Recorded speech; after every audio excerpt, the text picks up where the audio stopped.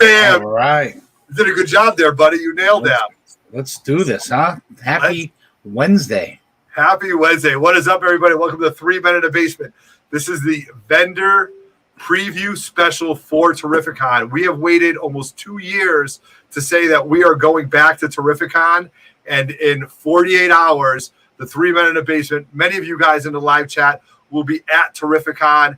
We cannot wait for this. This is utterly excitement. I'm oozing. I couldn't sleep all day talking about this. We did 2 buyer specials coming up to this where we had tons of people talking about what they're going to be looking for. Rod, you did a great job with your panel. It was just a knockout run. And we got David in the Cave is a little bit busy right now. He's doing parental things. So we've got almost a 2.5 hour show lined up for you guys. So please stick with us. We hope you enjoy this. And as always, I am your host, Everett Otto, coming to you live and direct from the Grotto and from Carriage Hill Pub. Carriage Hill Pub, the brains of the operation. The brains of the operation. I am the cranky Canadian. What is up, my friend? Good to see you tonight. Good to see you. Finally back on live together. What Yeah, so I'm telling you. Right? Well, you're on your worldwide travels that you did every summer. Yes, I know. The tour of Italy. The tour to Italy. Yes, right. I went to the Leaning Tower of Pizza. And I had a great time there. But, so looking forward to seeing what some of these guys are bringing. See if it's anything I want. And giving everybody a preview of that kind of stuff, plus what we're doing and all sorts of other information. Thanks to everybody that was on Wednesday, whatever, and Friday with me. I mean, we had a lot of great people that were going to the show and a lot of great feedback. I had Gary on Friday. He had a lot of great advice for people that are going to the show. And so thanks to all those panelists, and looking forward to tonight. Yes, and I do want to bring up a great point that Gary made. See, again, Roger, this is why I hang out with people that are smarter than us, right? That's right. You get a lot of information. And Gary made a great point about the location of Terrificon, and he actually alluded to this, 4 years ago when we were actually live there.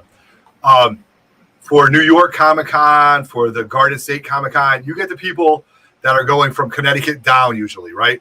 You get the southern part of, the tri-state area, New York, New Jersey, maybe some people up from Maryland. But for Terrificon, you're getting the Massachusetts people, the Pennsylvania people. You get the New York people and the New Jersey people coming up. So Rhode Island, right. So as much as people like to say that, hey, Connecticut's kind of in the middle of everything. Well, yes, it is. But for this, I think it's really, really awesome. So, Gary made a great point about that. And, talking to all the people, there's tons of people flying up.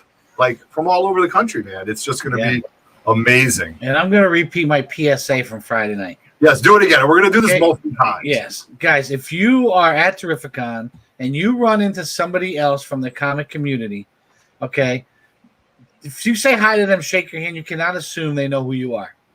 Okay, the comic community, we see a lot of people on different shows. We see a lot of people in the chat. Okay, out of place, out of mind. It's not that they don't remember you, but you don't know who you're going to run into.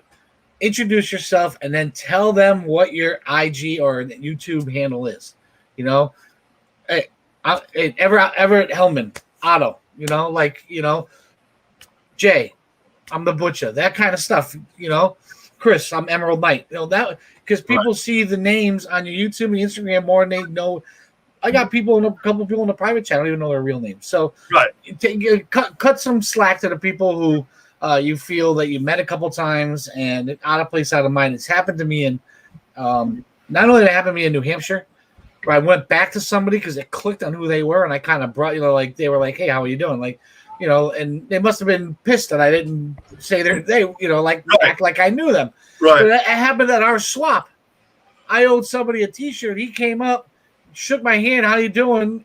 Out of place, out of mind. Didn't know who it was. He didn't say who it was. Went on. I'm like, hey, are you coming? I got your T-shirt because I already left. Right. So you walk up, you say your name, tell people what your handle is on Instagram and YouTube. Yes, absolutely. And how about, years ago when we first started doing this, and our good friend, Mr. Walker's, Randy Sloan, reached out to me on IG. Mr. Walker said, hey, I know you're going to a show. Can you get Steranko to sign something for me? I said, absolutely. Send me your address. So he sends me his address. And now I think on YouTube, he was Randy Sloan, but on Instagram, he was Mr. Walker's. Yeah. And I'm packaging this up, and I look at you like on the side. I go, I think Mr. Wonkers is Randy Sloan. Yeah, who the hell is Randy Sloan? Yes, who is Randy Sloan? Who the hell is Mr. Wonkers? Yes, absolutely. So they're one and the same. So, guys, we would absolutely love to meet everybody. Would like fries with that. Thank you, Monster Warrior. That's funny. So we'd love to meet everybody. We can't wait. 3 days of just comic book. And what's the best way to find us? Yes. Booth H8 at Terrificon, guys. We do 3 Men in the Basement. Have a booth at Terrificon. You will find us at H8 down in the bottom left-hand corner over by the Lost Ark, Raiders of the Lost Ark, next to one of our guests tonight, Power Kid Comics, which is Everett's brother, Brett. Yep. For a larger version, so you can see where in context this is. This is the entire floor plan. So you're coming into the right side over there. Obviously, this was from Friday. You can see where Gary will be set up. And there's 3 Men in the Basement down here. And we're going to be there, and we're going to be giving stuff away, right, Ev? Yes, we're going to give me tons of stuff away. We've been getting more stuff to give away. So this is one thing that we're going to be giving away just for showing us that you're a subscriber or a new subscriber. This was donated by our friends in Alaska, Jamie and Megatron Bondu. This is 5 first appearances in this book, guys. In a 9/8, Roger. Yes, no, you cannot sleep on this with the world of Star Wars where it's going. Keith Trennis and Skier and these characters were all part of that Light of the Jedi, and now they're in this book. And there's other novels coming out. These characters are here to stay. And, 5 first appearances is huge, especially at a 9/8. Right. We also have the Aegis Comics of Alaska, Mars Attacks. I'm sorry, I don't have the graphic up. The Mars Attacks and Red Sonja Alaskan variants. We've got multiple copies of those to give away. I'm going to be giving this away. Oh, my God. Really? Dude, you're a generous dude, man. Going to give this away. And then there was, for our Paulie Strong thing, 2 people had said, you know what, don't mail me the books, keep them and give them away. So we're going to add those 2 there. There's a raw book. It's a Killing Joke, like a 5th or 6th print with a Ninja Turtle book, both raw. And then there's a slab, another slab, and I cannot remember what it is, but we'll post that before the weekend for sure.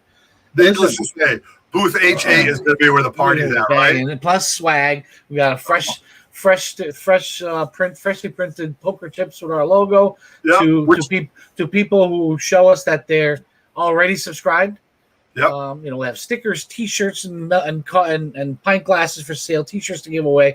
We're going to be giving shit away all weekend, guys. And the only thing you have to do to get entered is to 1, show us that you're subbed up to our channel, or for the people who are not, sub up right in front of us. You put your name on a ticket with your phone number, it goes in the tub.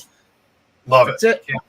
That's it. So before we introduce our first guest, Raj, who do we got in live chat? We got almost 35 people in here. Who's been in here for a while with us? So I know Murphinator was in here first, but StreamYard's cut off.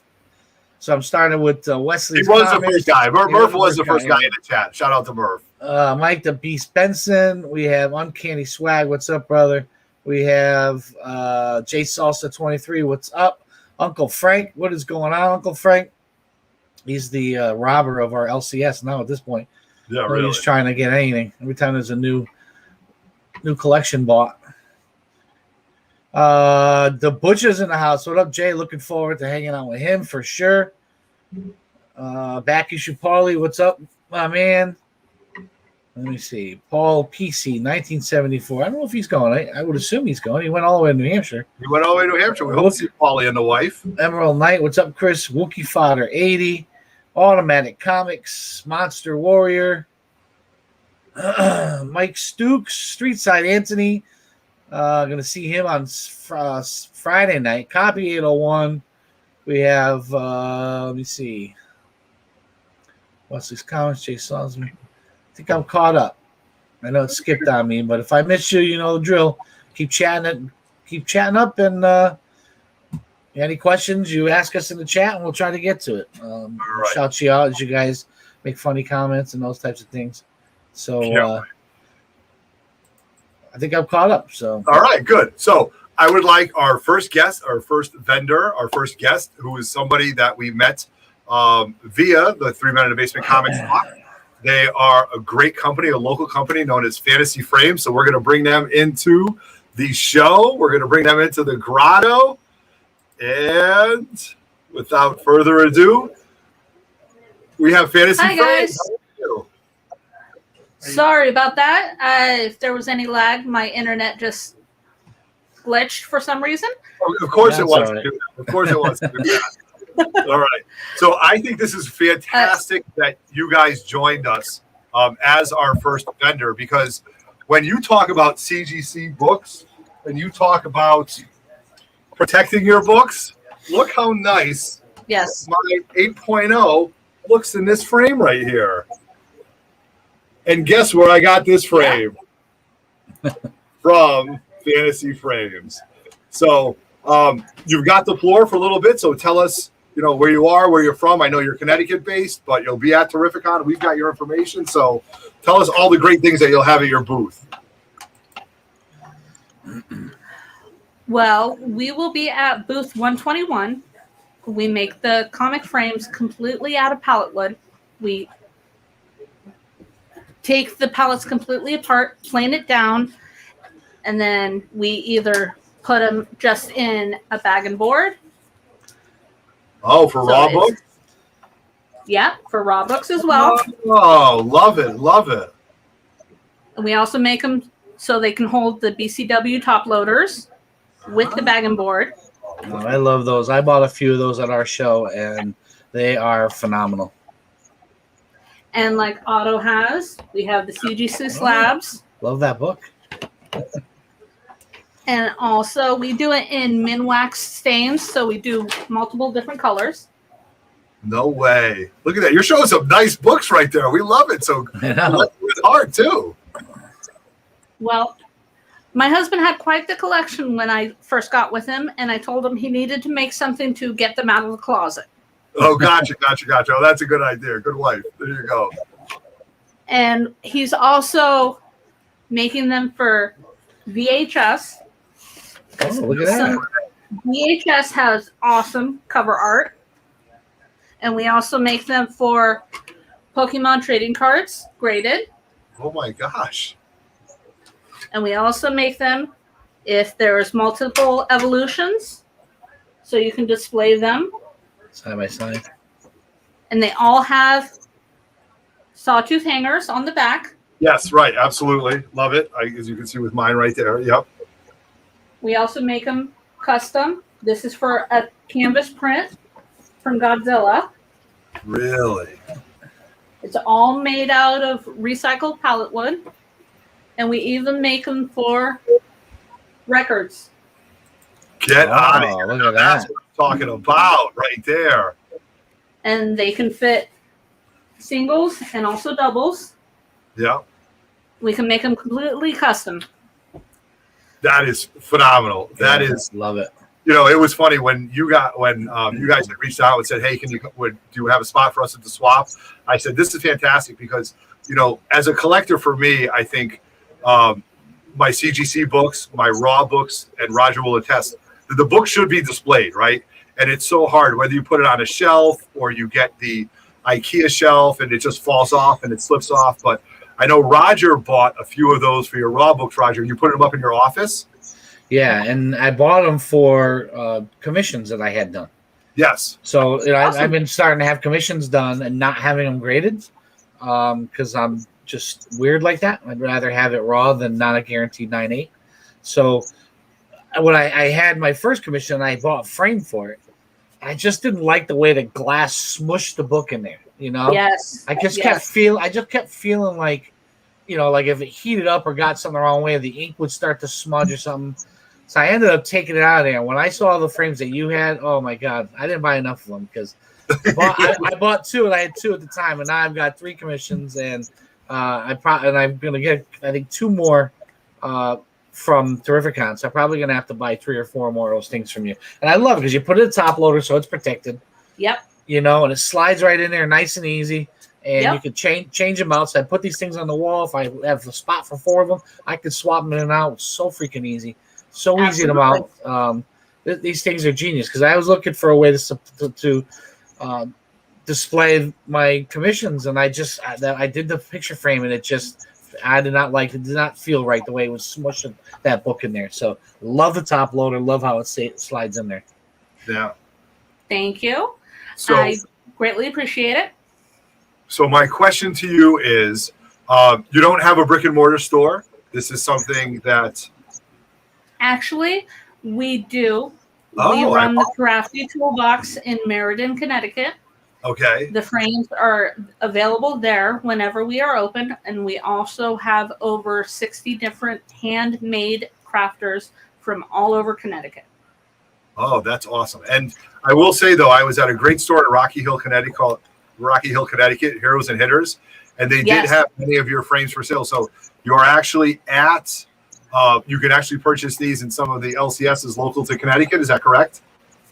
Yes. I love Elaine and Wayne, and they were one of our first comic stores that we were patrons at, and they have supported us 100%. Wayne and Eileen are great people. I mean, they are very nice. They are the creme de la creme, and it's so awesome. So that was great when I saw that. And, you kind of make that connection. You see this, you see what I have, and then I walk into the store, and I'm just kind of looking around, and I go, oh, my goodness, fantasy frames. And Wayne goes, they're just the best. And I go, my book looks so good. And he goes, no. He goes, the people that make them are the best. And I said, yeah, I agree with that too, Wayne, but the frames are kind of nice. And he goes, yes. So not only are you getting a quality product, but you're getting quality people that back your product. So that's really neat. I greatly appreciate them. I said, they've been behind us 100%. Okay. And now so at the swap, was I correct by saying that you had a lightsaber display also for Yes. Sorry about that. One of my vendors in the Crafty Toolbox, he is a Marine vet. He has Parkinson's, but he actually started making lightsabers, and he solders the electronics and the soundboards and everything. They are fully functional, and he stands by them 100%.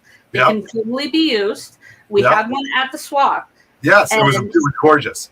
Yes, and we're going to have 4 or 5 down at Terrificon, and they are made by JD Sabers. And like I said, he's a Marine vet, and he completely makes them by hand, and it actually helps with his Parkinson's. Right. No, we love that. Oh my God, we love supporting Ages, our good friends Ages of Comics of Alaska. They do a lot for the vets. We're supporting the military. Remember, freedom is not free. I have family members that served in the military, so anything you can do to do that. And it was just amazing to see all the cool things that you guys had. Which frames are you finding that people are more gravitating towards? Was it the top loaders? Is it the CGC? Is it the Pokemon? Now that Pokemon is so popular, or the vinyl? Because the vinyl I didn't know about, and I've got some pretty cool vinyl that I thoroughly enjoy. So that might be something I'd have to pick up. What is, trending in your direction that you guys see? Well, it's definitely very popular with the CGCs, and we can make them for the older and the newer slabs. Oh, good. But some people just like the raw slabs, the raw comics in the top loaders. Yeah. All right. No, I think that's really, really neat. Just a cool product. And 3 days at Terrificon. Have you guys done Terrificon in the past? We have not. It will be our first Terrificon. We have done the Rhode Island Comic-Con, and we had a very, very welcoming experience there. So we wanted to give Terrificon, since we are from Hartford, Connecticut, we want to give it a shot and see how it goes. No, I think that's fantastic. Are you guys gonna have a booth full of backstock, or is it mostly taking orders? Oh no, we're gonna have a very full stock of backstock. The only things that are going to be custom would be the VHS and the Pokemon cards. Okay. I do have a question, because I'm a product of the 80s. Are people now, do you see that people are now collecting VHS for the artwork? I mean, they must if you were correcting this. So there is a need for this. But so. Personally, I have always been a fan of the artwork. I said, when I first moved in with my husband, I wanted to get his comic collection out of the closet. I love VHSs. I do have a small collection, and it's just something that I think would be popular. I have to agree. Everything becomes popular eventually, right? Once you hit that threshold of there are kids who don't even know what it is. Yes. People start to collect it. I don't even want to go down the rabbit hole of buying VHS. Displaying it. I wish Oh my God! I wish you never even brought that up because now I'm going to start looking. Yes, I am going to down this rabbit hole. Yes. There goes Everett. The vinyl. I'll be honest with you. With the vinyl, I started collecting vinyl I started collecting vinyl because I enjoy it. Yes, Dave. I know, Dave. This is a problem. Look, hey, my name is Everett Hillman. I collect things. It is what it is.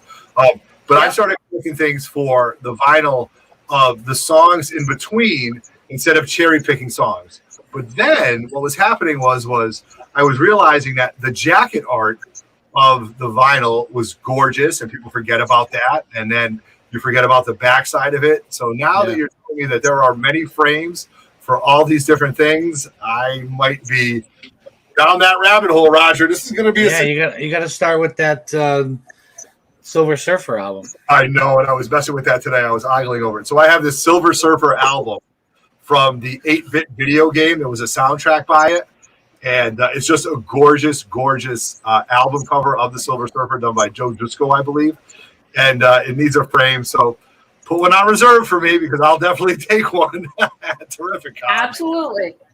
Absolutely. That's one thing I love about our frames is it's completely open, back or front. I have quite a few Wonder Woman comics that I love the artwork, back or front. Okay. So do you guys are fans of the comic book world or the geek culture, and you're like, hey, there's a need for this stuff and let's kind of do it? Is that pretty much, I mean, other than getting your stuff out of the closet and making frames for it, but you guys are definitely fans of this because, you came to the swap, you've been to Rhode Island. So it seems like you're really enjoying this. Well, we also wanted to give people the opportunity to buy something that was handmade and that was quality made and that was affordable, because everything online is either really, really expensive or really cheap plastic. Yes, and I will agree with you on that, because when I would look on Etsy or I would look on eBay for CGC comic frames, the stuff that I've got it's just garbage. It's just, and it breaks, Oh my goodness. Nice. Look at this. And that's one thing that we stand by, is even though it is handmade and it is upcycled pallet wood, if by chance in a little bit it splits or something, just contact us. We will completely redo it for you. I love it. Nice. Oh my God, that's fantastic. Because the stuff that you get on Etsy, forget it. You'll never see it again. And no. I stand by my product. We love it. We stand by you guys. We're so happy that you're on the show tonight. We're so happy that you came to the swap, that you're going to be at Terrificon. It's just great to support local, and we love Connecticut and all the great things, and just really exciting. So thank you so much. Show us the layout and where they'll be. Okay, so you're in 121. 121. So 121. Yes. You're on the end. So you're at the top, that left cluster of 8. Yep. Second one in 121. If everybody can see that.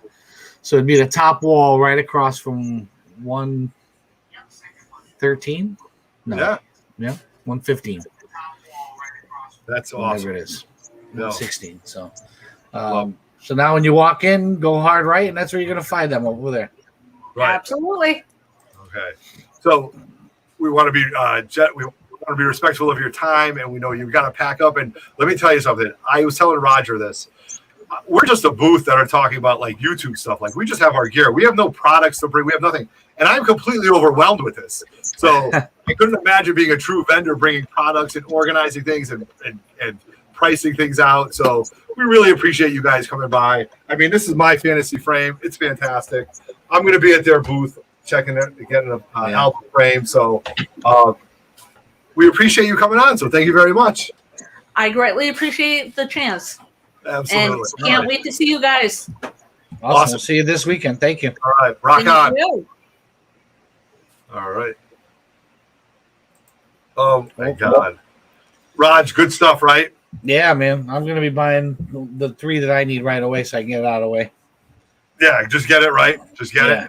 Yeah, I agree with you. Just have it and then you've got it and you're ready to go. Yeah, well, like I said, I plan on getting a couple commissions done this weekend, so I've already got 3. And I've only got 2 of those frames. So, do you really have 3 commissions set up? Yeah, no, I have 3 done already. Oh, you do? Okay. Plan on getting 2 this weekend, so we'll see if that works out. Nice. All right. So we've got some people that just jumped on here. Moonlit Comics will be there this weekend. Newbie, if you were a real fan, you'd be at Terrificon this weekend. Yeah, but Newbie in Vancouver crushed it the other night with their video. I don't think they're allowed to cross the border either. So, well, not yet. I think Newbie can. I don't know about Vancouver though. He's not allowed out of his house. I heard. So, and then we got this guy right here, the living legend. It's Chimo. Yeah. I'm gonna have to get to rewind a pump for Terrificon this weekend. Yes. Yeah. Like I've got a bag of stuff that you've won, so I'm gonna get that off to you. All right. Okay. So now we are going to bring in one of our good friends, somebody who was at the 3 Men in a Basement comic swap. They brought absolute fire. They are good friends of 3 Men in a Basement. They're always at the Plainville show. They've got one of the best walls that you can see, and you know these walls, and they're always bringing in good stuff. So without further ado, let's bring in our friends J&S Collectibles. What is up, my good friends? Can you hear us? Let's see if Steve can hear us. Can you hear me, Everett? Yeah, we can hear you. Can you hear us? Look at modern technology. Yeah. We can hear you. Can you hear us? Or are you frozen? No, his eyes just moved. Okay, good. So that's good. It's just we're in the show, but yeah, you're in, Steve. You're in. You're good. You're good. We can hear you. Yes. Can you hear us? All right. So let's find out if he can hear us. Difficulties here. Okay. Let's do that. In the show, everyone can see and hear. Yes, we can see and hear you. Can you see and hear us? This happens in corporate America too, so everybody don't get it twisted. So, all right. Steve, welcome to the 3 Men in a Basement. How you guys doing today? We're great. Can you hear us now? Can you hear us? If you can hear me, Everett, I do not hear you. Okay. I do not hear you at all. Okay. So that's a you problem. Yeah. So maybe on your coming on your phone and accept the microphone, and this just happens in Street Side Anthony all the time, so don't worry about it. His text said you're good. Yeah. So text them. They might have to go to the microphone. Go to the. No, we can hear him, so it's not the microphone. I can't hear you. Oh, what do you do? Okay. Well, he's going to come back in. We will wait for Steve because Steve has fire. This is going like. Can you imagine the multi-million-dollar corporations have this problem too? Can you hear me? He's got to check the speakers. Okay.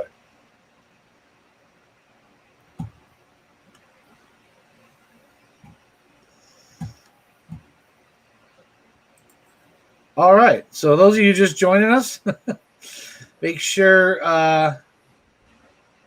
you come visit us at our booth H8. We got a ton of giveaways, free raffles. Can you hear us, Steve? I don't think Steve can hear us. Can you hear us? Let's see. All right. Let's see.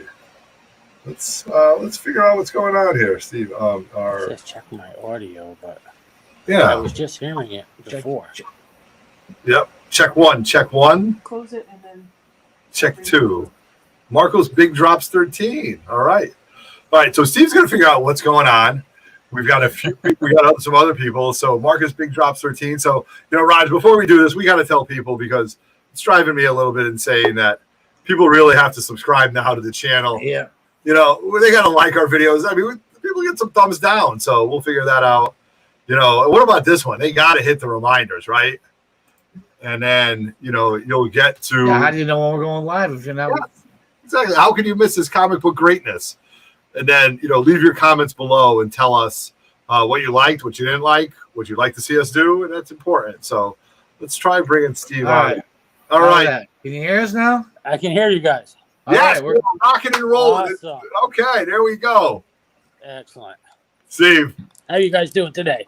Good. You know what? We are busy, but we're not as now. busy as you. Oh, it's a crazy day. Steve, you have booths. You have tables 401, 403, 405, and 407. You bought a goddamn island Yes. at Terrificon.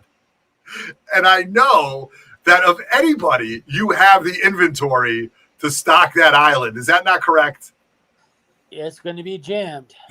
I love it. I love it. I love it. I love it. This is one of my favorite parts. 401, 403. So everybody can see where that is. So you took this whole side here.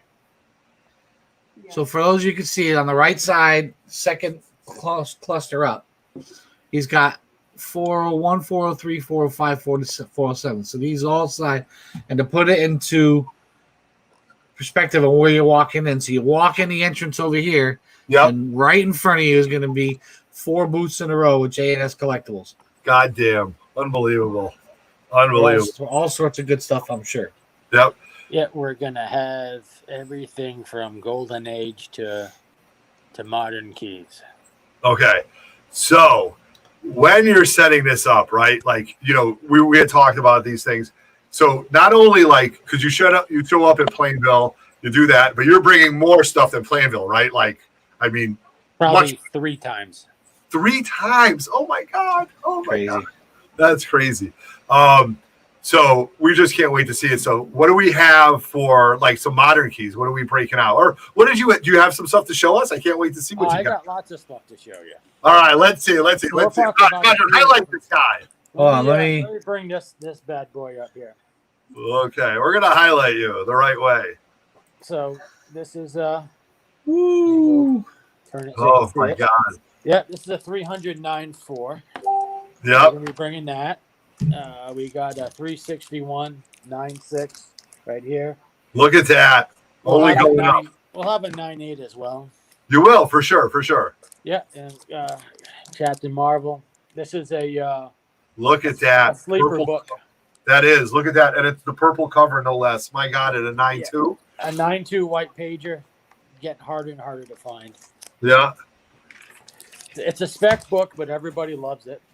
Yes. Yeah. Holy cow. 9.8. Yeah. And I got another book that is tremendously undervalued. Yes. Look at that. Look at that. Absolutely undervalued piece. Strongly recommend getting that. And you know, because we got the movie coming, we got to have a little Shang-Chi action. Yeah. Look at that. All priced out so you can see it, so you're not like guessing what the prices are. Like no, everything is pretty much marked out. I've been doing this literally since 8 o'clock this morning. Have you really? Yeah, for sure. I believe it. Something I know is a favorite of you guys.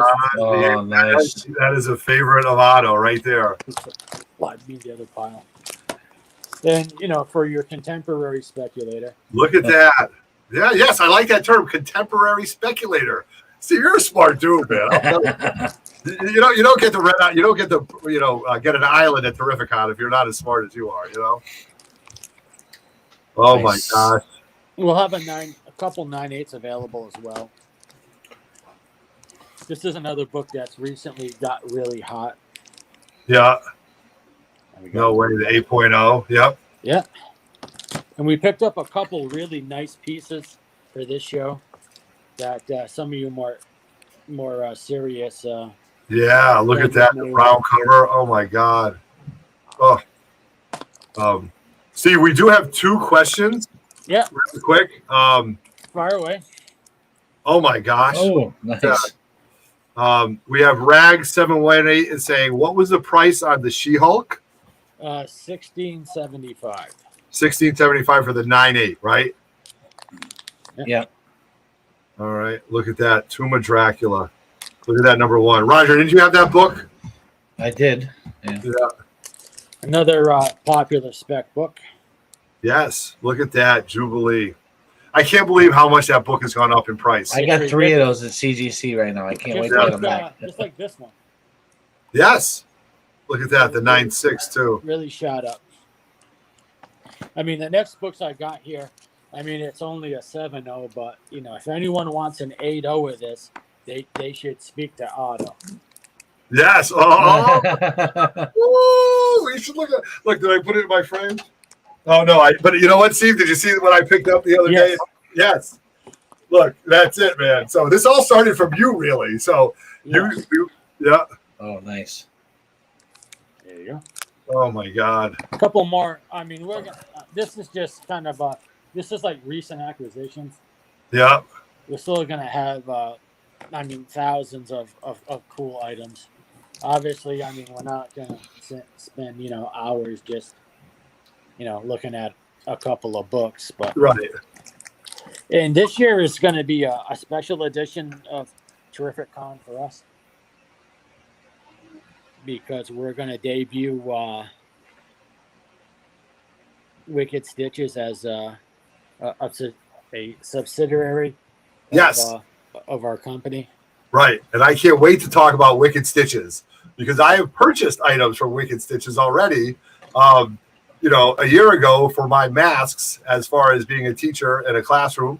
And I had a bunch of superhero masks that was made by the creator of Wicked Stitches herself. Yes. Is she there today? Would she like to join us? She'll be with us shortly. Okay, good. She has a whole bunch of stuff to share with you and show you. Okay. Whole bunch of new product lines. Yep. Debuting at Terrificon. We can't wait for it. We can't wait.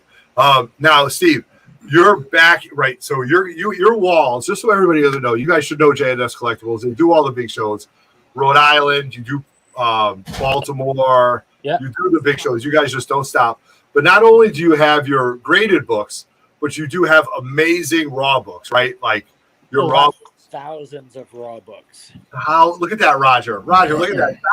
Thousands. And a lot of the key books that we have graded, a lot of times we'll have a lower grade raw version. Okay, right. Most of the time. But the raw copies, I got to tell you, they sell very quickly. Anyone who's looking to pick up key books or the contemporary spec books, you need to be there on Friday. Okay, talk about that. So that's great information right there. Okay. Because on Friday is going to be when a lot of the hot speculative stuff gets sucked right out of the room like a big vacuum cleaner. Guys who don't do the show but who buy lots of books, they'll be in Friday and just buying stuff up by the box load. Yep. So and now, yes. So if you're after, like whatever the, top 10 books on the spec list. Yep. You want to get there early because these books are going to get ripped out of the room early on Friday. That's aggressive. So since what was the last show you did? Like, so we have Terrificon. What was the last show that you did? Was it Silver City, right? That was in Connecticut. Okay. Silver City in Meriden. Yep. That was a good show. Well done. Okay. Yeah, I heard good things about it. I heard it was a lot of fun. I heard a lot of stuff was selling. Now, was that more of the speculator market there? Were people gobbling up the spec books there? It was both. Okay. They got over 200 people through the door. Did they really? Wow. Which is, for a first time show, very impressive. Yeah. So my hat's off to them for their marketing. They did very well. Good. Okay.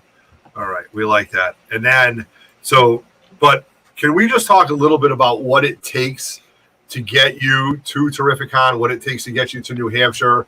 Oh, my God. How much time you got? No, but people need to appreciate this because it is so unbelievable. I mean, you're constantly pricing, you're constantly doing things, but like today, like you said, you have started at 8:00 and you're still going, right? Like you're still going. You're going to go after the show, right? Like, yes, the logistics are staggering. Most people don't realize that these displays, these setups, they don't just happen. Yeah. All of the work that goes into a successful show is all in the preparation. All in the preparation. Okay. Gotcha. Once you're there and you're set up, that's the fun part of the show.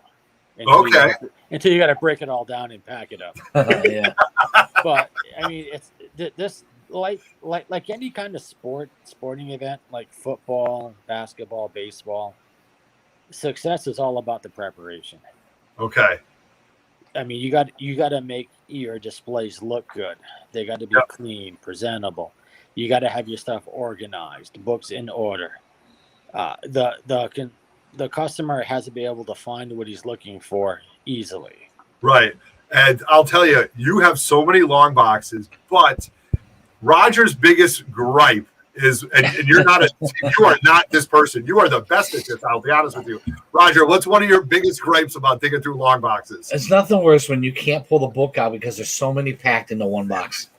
If I can't flip through the books and look at them, and I go to pull one out, and I got to take both hands to pull the thing out of the box because they've got it so stuffed, I walk away from the table. Yeah. And Steve, your boxes are so well organized that you don't have that. I mean, I can sit there and just thumb and thumb and thumb and thumb. And, when I go to Plainville, there's a lot of great guys there. I appreciate Plainville. I enjoy it. But it's always, I go around once, I stop at your booth, I thumb. I go to the next box, I look. I look at your wall books, and I just ogle over all the fantastic books that you have. And it's just, you've been a great friend of the channel. You've been a great supporter of 3 Minute in the Basement. We appreciate it. And I just want you guys to know that when you guys see the 0.5 Moon Knight that I bought that from J&S Collectibles. And Steve, what do we say about that 0.5? Best 0.5 you're ever going to see. Ever going to see. It is beautiful. It's an icon in my collection. And I don't know. It's just unbelievable that somebody, for those of you guys don't know, it's a Werewolf by Night 32. It's a 0.5. The only reason it's a 0.5 is because they cut the top of the Werewolf by Night off. And for those of you guys don't know, I don't know, not comic book stores, but newsstands used to send those labels back in to get credit for those books. So somebody sliced that cover off. Then somebody sent it into CGC. It ended up in Steve's hands, and I set up my swap. I have to walk out with this book. This book is gorgeous, and I'll tell you, it is the best 0.5 you're ever going to see. And that is never leaving my collection, Steve. I just want you to know that. So thank you for that. Thank you. Now, for your raw books, I typically know that you've got some of your raw books that are really, really high grade, but then you've also got raw books that are also the same books in another section that are not, right? So you've got the high grade stuff. Yeah. Can you talk about that? So what we do is the best stuff goes on the display board. Like say we have a Spidey 56 that's VFNM near mint minus. If it's raw, it will be on the display board. If we've got like a 7 to 8.0 copy, it will be in our high grade section. Yep. And if we have a lesser copy, it will just be in the regular stock in the long boxes. Right. And you do typically have those because I know that, right, Raj? Yeah. Yeah. Yeah, don't be afraid to flip through the books. So basically, the stuff that's probably like $50 or higher will be in the high grade section. The stuff that's under 50 will be in the long boxes. Yep. So everybody in the live chat, please, this is a living video. This video will go on. If you're watching us on a rewind, please comment what books you're looking for, and then I will communicate to Steve that, hey, we got some comments that some people are looking for this. And Raj, we found that worked out pretty well for the swap, right? Like there were deals, they were deals well before being made. Absolutely. And some of the vendors, I'm sure, appreciate knowing what people are looking for. Yeah. Absolutely. Because, 99 times out of 100 when you do a show, you can't bring everything. You got a finite space. Mm-hmm. We're fortunate that for this show, Terrificon, we have a gigantic space. So we could bring literally most everything. Yep. A lot of stuff that we can't bring to Plainville because we're in a 16-foot platform. Yeah. That's 22 boxes, basically, if you jam them all together on 2 tables. Right. So you're kind of really limited on what you can bring. Mm-hmm. Mm-hmm. And okay. we focus more on the higher end books and the books you need to complete your run of, Spider-Man, Batman, stuff from the Silver Age to the Copper Age. Yeah. No, it's fantastic. Like if you need a Batman 372, I mean, 99% chance we'll have it. Yeah. In multiple forms too, though, which I think is great. And and those aren't, that's probably a $5 book. I mean, nothing crazy. Mm-hmm. Right. So everything you've got $5 books up to $5,000 books. Yes, And I know, yes, and I know you do because I've seen all this stuff. Whether it's the Tales, the first Iron Man. You just showed off that something for everyone. But yeah, right. But it's important to know that every customer gets treated the same, whether you're buying a $5 book or a $5,000 book. Agreed, 100%. And I know that, so that's awesome. So we want to give a few people a shout out. Flame Brave Comics. We got Gomez that just jumped in. We've got Chef R.D. Harris. What's up, my man? We have Streetside. He's going to be there on Friday. Streetside, do not go to the arena. The show is not in the arena. It is in the Expo Center, right? Yeah. So you want to be in the, was it Winter Parking Garage, I believe? Yes, Winter Parking Garage, yes. Yes, I think that's important. So that's fantastic, Steve. I mean, you've always got great books. And what 9 keys are you looking for? Are you doing any trades? You buy books for cash at your booth at all? Or? Yes, we do all the above. Yes, and I know that for a fact. Yeah. So yeah, but you've been a long-standing customer, and we've done trade deals, cash deals, cash trade deals. Yep. Yes, fantastic. Right. So, are there any specific slabs that you're looking to trade for the most? Something that you like? Man, I wish I had this in my stock. Like right now, I'm looking for a Green Lantern 76. Okay. For example, I'm always looking for whatever bronze, late silver key that I don't have. Yeah. So that list constantly changes. Stuff is constantly coming in and out. Nice. All right. Your inventory is constantly changing, and it's very true. So JNS Collectibles is on Instagram. We will put your description in our file below. And, just to see it. And you guys know, I mean, if I'm not at the 3 Men in a Basement booth, I'll probably be hanging out with Steve and Jill. So, or Very Gary. So you'll see us there. Come on by. Yes, stop on by. Absolutely. You can bring that crazy Canadian with you. Yeah, I appreciate that. I got a box full of slabs I'm looking to trade, so I'm definitely coming to see it. Yes, fantastic.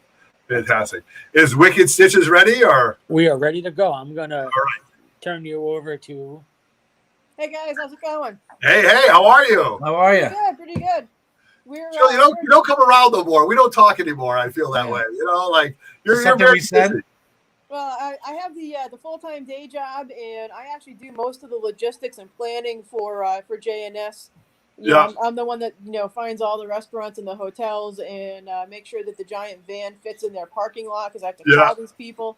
Right now we're making the list of grocery items we got to pick up tomorrow for food for the guys for the weekend for the booth. Right. So all that fun stuff. I do all the fun, planning and sorting and all of that kind of stuff. Yes. That it takes to get you to the show and make sure that you got what you need while you're at the show. Yes, absolutely. And you do a great job of that. And I will attest to that because I've seen you for many, many years. But you have now, I know you're a wonderful seamstress, created Wicked Stitch. Is it Wicked Stitches or Wicked Stitch? Wicked Stitches. Wicked Stitches. Okay. And a little bit about that. Why don't you tell everybody about what it is and how neat it is? So for a long time, many years past, I did run fairs and stuff like that. And in complete self-defense, I learned how to sew because costume pieces are really expensive. And I started doing it again 2 years ago with my good friend Scully Couture was putting all my stuff up because she's got the jewelry and the cosplayers that come to her booth. And this year, because nobody's really sure who's buying what where with the post-pandemic or semi-post-pandemic, however you want to consider this. Right, for sure. Yeah, so she's only bringing her own stuff this year, and not any of the other artisans that have been working with her. So I'm going to kind of suck off of Steve's space a little bit and set up my own thing. I love it. I do cloaks and capes, and I also do bags of different sorts. I've got dice bags, I've got satchel shopping bags, and I do cloaks and capes. And it's it's one of those things that's the hobby that makes you some extra money. I get to meet some cool people. I get to talk to a lot of cool people, and that's kind of what I'm doing.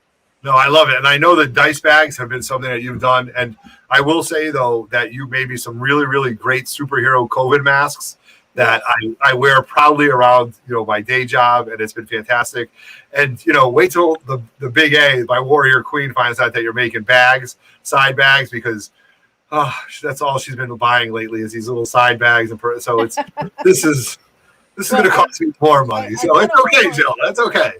Tell her, I've got a whole bunch, and you guys will get the friends and family discount. I love it. I appreciate that. And then just so all your guys, know, when I made you the masks, we were actually refurbishing the house that we now live in and moving. So you were like the only guy that I was not related to that got masks at that point. No, I appreciate that. And I wore them proudly, and they were really cool. And it was funny because I rotated them, and I got so many compliments on them. And what I liked about them was your masks didn't have the rubber bands. They were ties. Yep. So they didn't, not to talk about it, I don't want to talk about it, but as far as comfort level, they didn't pull on my ears. They didn't give me a headache when I took them off. They were easy on and off, and they presented really well. And that was the thing that everybody complained about was, everything pulls on my ears, and I'm like, well, that's stupid. Why don't you just make it different? So I did. Yes, you did, and it worked out great. Now cosplayers, capes and cloaks. Yep, I've got I've got some bags actually are closest to me. I'll show you some of the bags first. Yes, please. The generic size. Oh, this is backwards. All right, so this is like a regular size dice bag. This is like for the regular D&D guys. This one happens to be a really neat petite. I've got some of these like Japanese kind of style looking stuff here. Yep. These are all individual ones. The individual small ones are $5 a piece. And then we go up to sets. This is a 3-piece set, so there's a large bag. Yeah. And 2 small bags. Love it. Set. The set is a discount rate if you buy the pieces as a set. And then we go up to the next size set, which is 4 pieces. I've got several 4-size piece sets. And these are like some cool novelty, like Halloween-y looking fabric kind of things. Oh my God, those are great. And then this set this is hand dyed by me because I was bored when we were locked in the house for months at a time. This is traditional Japanese shibori dyeing, so it's all fold resisted. Cool. You fold it up, you kind of it's basically like dyeing where the stuff isn't. And these are all hand dyed, hand done. It's heavy grade cotton, and there's 4 pieces in each set. I have 2 of those sets. Excuse me. And just different stuff like that. It's all different. It's not, there's not 2 that are the same as far as the sets go. And they're all a little bit different. The sets start at $15 and go up to about 40 because I have one that's an 8-piece set. Oh, right on. There you go. Good.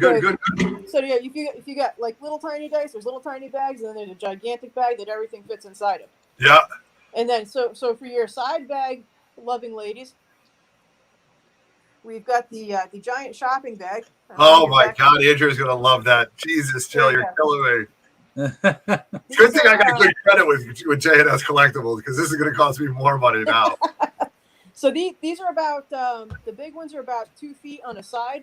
They're all heavy duty and upholstery fabric. Oh, awesome. And I usually use it. I actually have one that I kept for myself. I use them as like messenger bags, like crossbody bags. Yep. And they're great for shopping in stores when you can actually bring your own bags back in. I don't know where we're at with that in Connecticut because we change our minds every 10 minutes. Yep. And I've actually sold quite a few of these to several of my coworkers. And they're great for overnight bags. They're great for taking to the store bags. They're great for walking around Comic-Con and buying stuff. Yes. Especially if Otto is paying for it. Yeah, right. Jesus Christmas. Holy. And he's gonna pull the camera back a little bit, and I'm gonna do one of the capes for the cosplay kind of folks here. Yeah. Wait till you see this, Everett. You're gonna love it. Oh my God.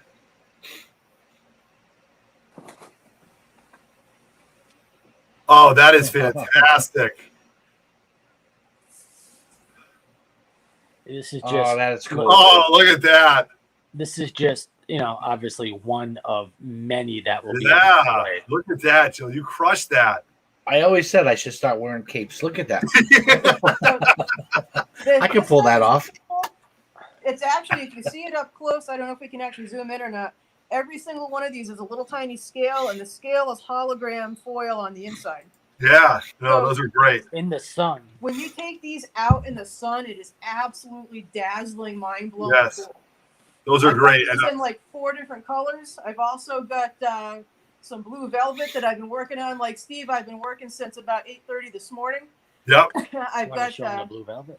Yeah, Steve wants me to grab the blue velvet, guys. Hang on just a second. All right, let's do it. Let's do it. So, you guys, this is really, really neat because one of the things that we wanted to show you was not only is it going to be great comic books, but you've got fantasy frames, you've got all these. Moonland knows I can pull that blue cape off, man. Oh, you could, Rod. You should wear that during the Cranky Canadian. Yeah, flip it over. There you go. This is the blue velvet. Look at that. Not only is it fashionable, but it will keep you warm. Yes, for sure, for sure. It's heavy as heck, and this one has a gigantic, epic hood that looks like something you should be like watching the maiden ride the white horse on the fantasy movie. Yeah. These are cut about the same length because the material is the same size. So on a really short person like me who's this tall, it hits at the back of your ankle. On a tall person, it'll hit like at the back of your knees. Love it. Where you want it. So it's kind of one size fits all. I don't make anything that drags on the ground because you're gonna get some little kid stepping on you with the comic. Yeah. And you're gonna get gapped and like go backwards like this, and then it's just unpleasant. Yep. And if you're doing outside events like your, Ren Fair, live action role playing, you don't really want to drag your stuff around in the mud because then the next day your stuff's all muddy and wet. So it doesn't really work very well. But that's the kind of stuff that I'm bringing. There's going to be a whole bunch of it, and we're working hard to bring you some cool stuff to look at. Awesome. I'm telling you, you guys have just filled us with 30 minutes of just greatness, great comic books, great comic book talk, great things that you wouldn't expect. We love that, and I can't wait. Yeah. I can't wait. My daughter and Andrea can't wait to go come check those bags out. So thanks, Jill, for making me spend more money, not only comic books with Steve, but there. So can you put can you put a Yankee logo on that blue cape? Because I'm all over that. Man, I don't know if I can do that. No, you can do that. You can do many things. So, hey, guys. Thanks, guys. We appreciate you having us on. Yeah, and just so Raj, before Steve checks out, show them the island. What are the island numbers that they're going to be at? Our good friends. They're going to be 401 to 407. 401, 403, 405, 407. If you see that, they're going to be right next to Very Gary, right? Love it. It's a whole community. So yeah, you're going to come across JNX Collectibles. You're going to run right into Very Gary. So yep, fantastic. So Steve, Jill, thank you very much for joining us. I will see you in the next 2 days. Thank you guys for having us. We'll see you there Friday. We're going to be the ones hoarding before anybody else can get to you. Yeah, right. Well, that's it. So thank you very much, my friend. Rock on, all right? Thank you. All right, awesome. Have a good night. Yeah, bye. Yep. All right. Wow. Look at that, Raj. Did you see all those big books? Yeah, that's some big books there. They always have good books, right? And they're just great people to deal with. And we got a lot of great comments, guys. Please keep the comments coming in the live chat. We love to answer them.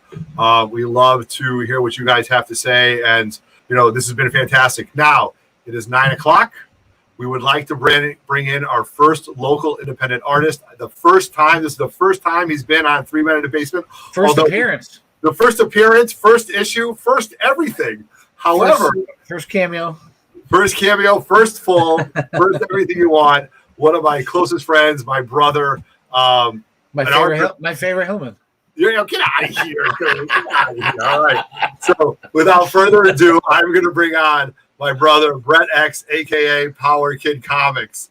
What is up, my boy? What up, Everett? What up, Everett? What up, Roger? Dude, Roger, I love the comment, dude. Thank you. Thank you. My God. Prost, brother. You got it, man. Cheers, everybody. It's 9:00 on a Wednesday. Cheers. Cheers. I know we're enjoying our libations and we're getting ready. We're having a great time. So this is really, really important to me. I wanted to bring on my brother Brett because he is the true artist. He doesn't. He's been a fan since day one. He actually started collecting before I started collecting. He got me into it, so I blame him for all of this. Okay, Old school. Yep. Old school. We grew up together. We will tell you stories about how we passed on the Teenage Mutant Ninja Turtles #1 and we laughed at it. Right? Right. Our first, Brett, what was the name of our first LCS? I can actually share how I passed on The Walking Dead. Yes, right after that. But Brett, tell everybody what our first LCS was called. The In East Hartford. East Hartford. The Yes. booking in East Hartford. Yes. So you wonder why when I tell you I have to sell Oh a my book gosh. because Alabama didn't cover it. It's because Oh my my mother gosh. Yes, yes, sells a yes. book. Yes. So Old school. look at this. We do have a comment. Brett classing up the place. Okay. Yeah, Who that's was my that? that's my brother, Dave. I love it. I love it. Love it. All right. So while we get started, What up, David? What up, we are- David? okay. So what we're gonna do is we're gonna show you. This is Brett Swanson, Sick Puppy Studios. These are some of the books that he has created. These have just been absolutely fantastic. Power Kid Comics has just been fantastic for what he's done. He created a character called the Sentinel. But before we start talking about his books, let's just talk about Brett's influences. I know them all. You guys don't know him. His education and what he has. So Raj, highlight that guy, Raj. I like that guy. Let's hear it. Well, as you know, Otto, I've always been into comics from day one. You know, like at a young age, I always wanted to make my own comics. So in 1988, I actually attended the Joe Kubert School of Cartoon Graphics in Dover, New Jersey. Yep. For those that don't know, Joe Kubert was one of the major golden age artists. He's one of the golden age artists that's actually responsible for the comics that we know today. Correct. I knew him very, very well. He was one of my instructors. And with him and several other artists like Irwin Hazen, Hy Eisman, Tex Blaisdell, I got to have a really good rapport with these guys, and they actually taught me the real way to make comics, the old way. It was an amazing experience, and it's something I can never repeat. And that's something I try to this day, try to do with my books. I do everything the old way. I do everything by hand, by, writing, drawing, inking, coloring. I don't do anything by the computer other than like maybe the cover logo. Yeah. I try to keep it true to the old school. I mean, as you know, these days, everything can be done by the computer. Correct. But I try to keep it old school and, try to keep it to the way that comics used to be. Correct. The fact that you call it the computer shows that Yeah, so you like well, that computer box thing. I don't like to use that. The computer and I have a difficult relationship. Right. So Brett, tell everybody in the live chat, your books are drawn, inked, written, all by hand by you. They are written, drawn, inked, colored, and self-published. I do everything by myself. Yes. Yes. All right. You have been doing Terrificon for many years. Many years. In fact, funny story. I was doing Terrificon before it was Terrificon, when it was called Connecticut Comic-Con. Really? And where was that? A lot of people don't know this, but oh my God, this was like many years ago, probably 10 years ago or so. What happened was Mitch Halleck started doing Connecticut Comic-Con, but what happened was there was another Comic-Con called Kineticon, and it was mostly manga, mostly anime, cosplay, but a lot of people got the two confused. So when they were advertising Comic-Con, people thought it was Connecticut Comic-Con. Yeah. So I guess Mitch changed it to Terrificon. So I've been with Terrificon before it was Terrificon, when it was Connecticut Comic-Con many years ago, probably, probably over 10 years ago. Over 10 years. Okay. Yeah. And it was in Trumbull, Connecticut. Yep. It was in a little hotel, like in the lobby. It was a small little thing.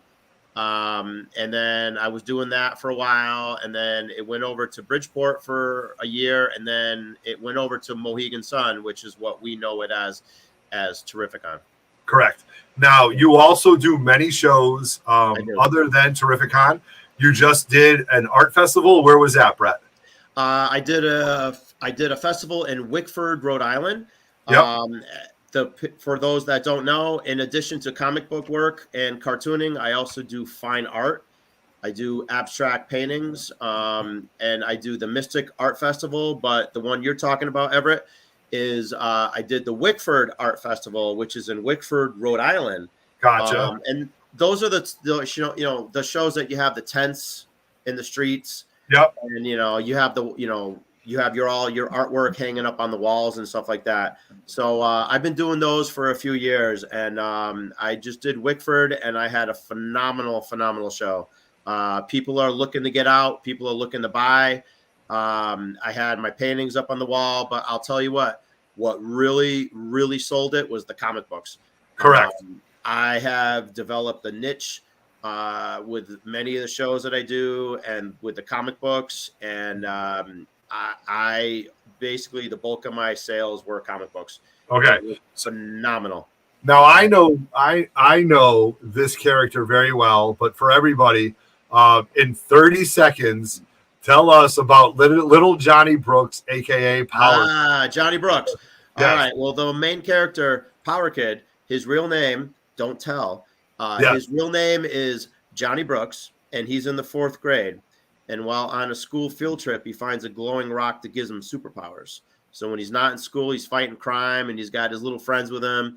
Some of them have superpowers, some don't. They fight aliens, robots, dinosaurs, demented veggies, which I'm wearing my shirt, the Dr. Broccoli shirt. Oh, we love Dr. Broccoli. Dr. Broccoli, one of my main bad guys who I thought actually many years ago was a throwaway character, but his legacy has lived on. And I've had more requests to bring him back than anything I've ever had. Yeah, it has been incredible. Dr. Broccoli, right? Dr. Broccoli. In fact, the next issue. What's that? Go ahead. Tell everybody who his sidekick is, because everybody needs a sidekick. What's his sidekick's name? Dr. Broccoli's sidekick is named Sprout. And it's funny because you know how kids don't like vegetables, right? So I thought it'd be funny to make a bad guy as a vegetable, that something that a kid could relate to. Now, me as a kid, I don't know about you, Everett or Roger, but I've always loved broccoli. But I know a lot of kids don't. So I thought it'd be funny to make a character, Dr. Broccoli and Sprout, which are kind of two vegetables that kids don't really like. Yeah. And what's really funny about my books is that in order to beat them, you have to eat them. Right? So there's a couple stories where, the kids all get together and they actually beat them, and then they all have bites out of them and stuff like that. But it's so popular that the next book, which will be ready probably September, October, I'm probably thinking October, just because of my schedule. But Dr. Broccoli will be back, and he definitely has a partner in crime, and it's not Sprout. So I'm just going to leave it at that. And just going to say that it might be a cheesy partner. Gotcha. Okay. Yeah. All right. I'm going to get something, because we're going to do a giveaway in 5 minutes. You guys don't go anywhere.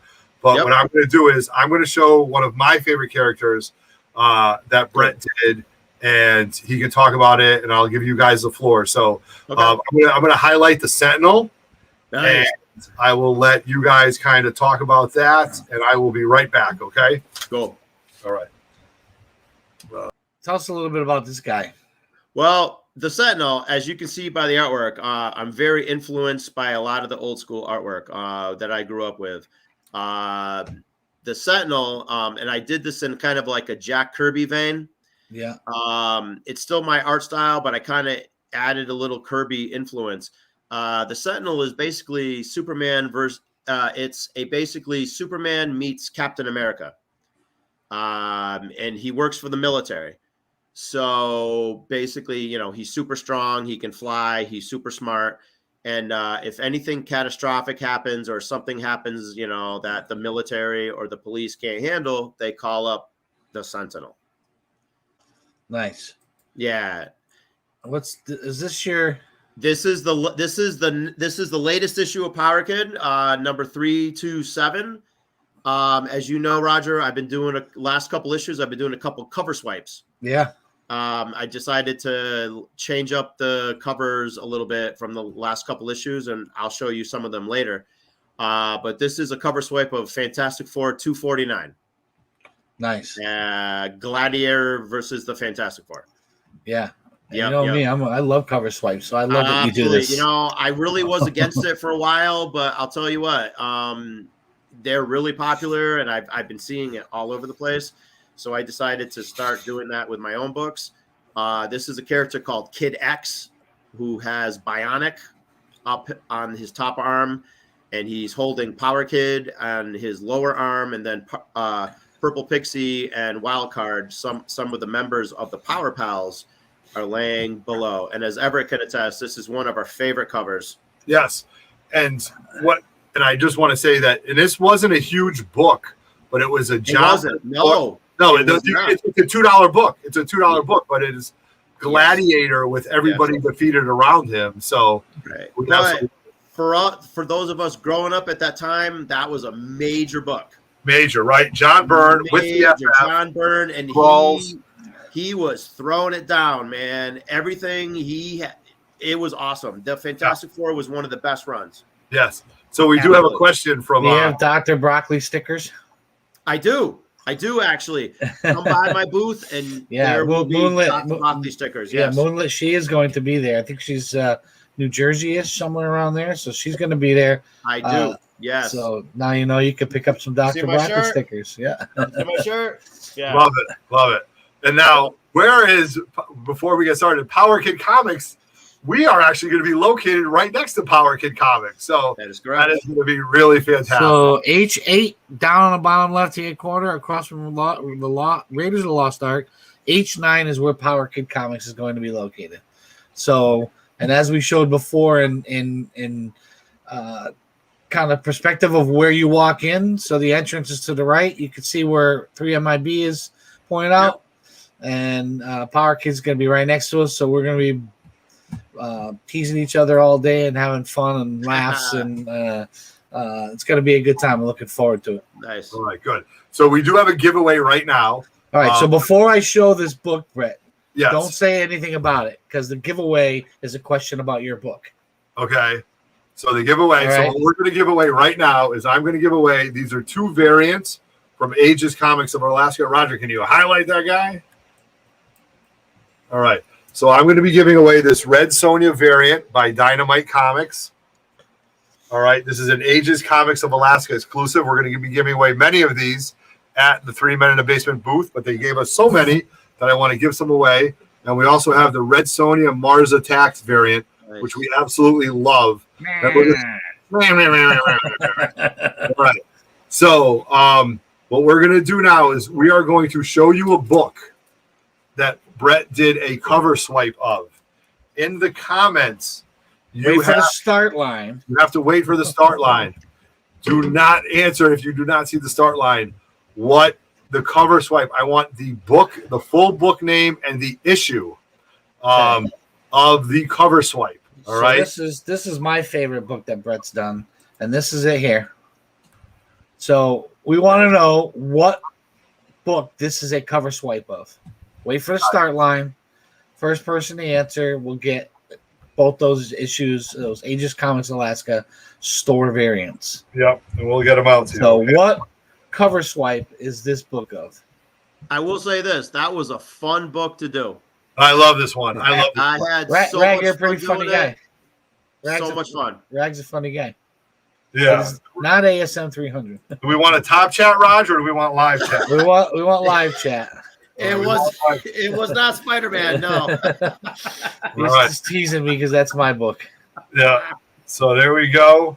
Let us know. Mike DeVries Benson is not correct. Not correct. You're close. What was the book? He's Raven Bold 1.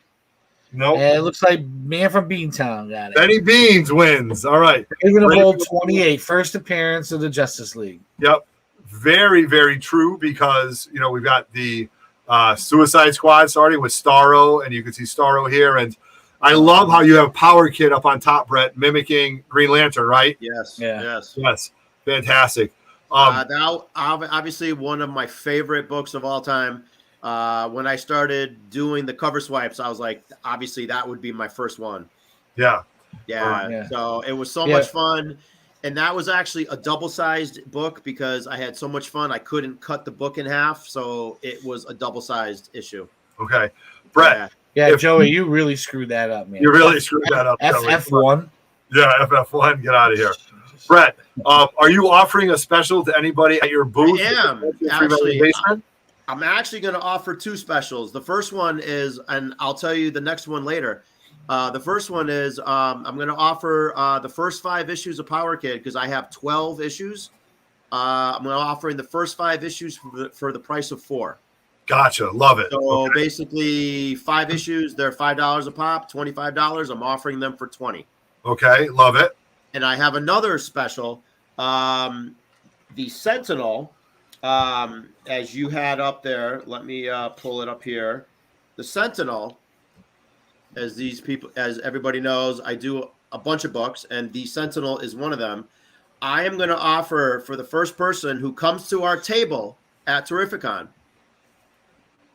Now, listen, come to our table at Terrificon. Tell me what cover swipe this is. Oh, all right. I'm not going to give you any clues. Yep. Okay. But look at it very closely. If you see it, those that know will know. Love it. This is a cover swipe. Love it. That's And great. I'm not going to tell you, but I'll tell you what. You come to my table at Terrificon, the first person, you get the book for half off. Awesome. Right. Nice. Do you sign your books for free?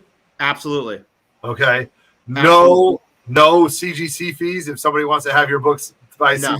No. I will not charge that. No. Okay. Love it. Love it. Love it. Fantastic. No, I am all about signing for free. I'm not a big fan of charging, so no. Oh, awesome. Well, that's fantastic. We've got a few more minutes. Do you have a couple books that you want to show off before we Absolutely. sign off? All right. Absolutely. I can actually show you all of them. Well, if you want me to show them all or some of the new Well, ones. we want to keep the anticipation for the people at the booth. So let me see 3 or 4 of what you think people would like to see. We got a lot of old school collectors in here. We got a lot of collectors. All right, cool. Well, this is the last issue of the old school logo, which was Power Kid 325. Yep. Right.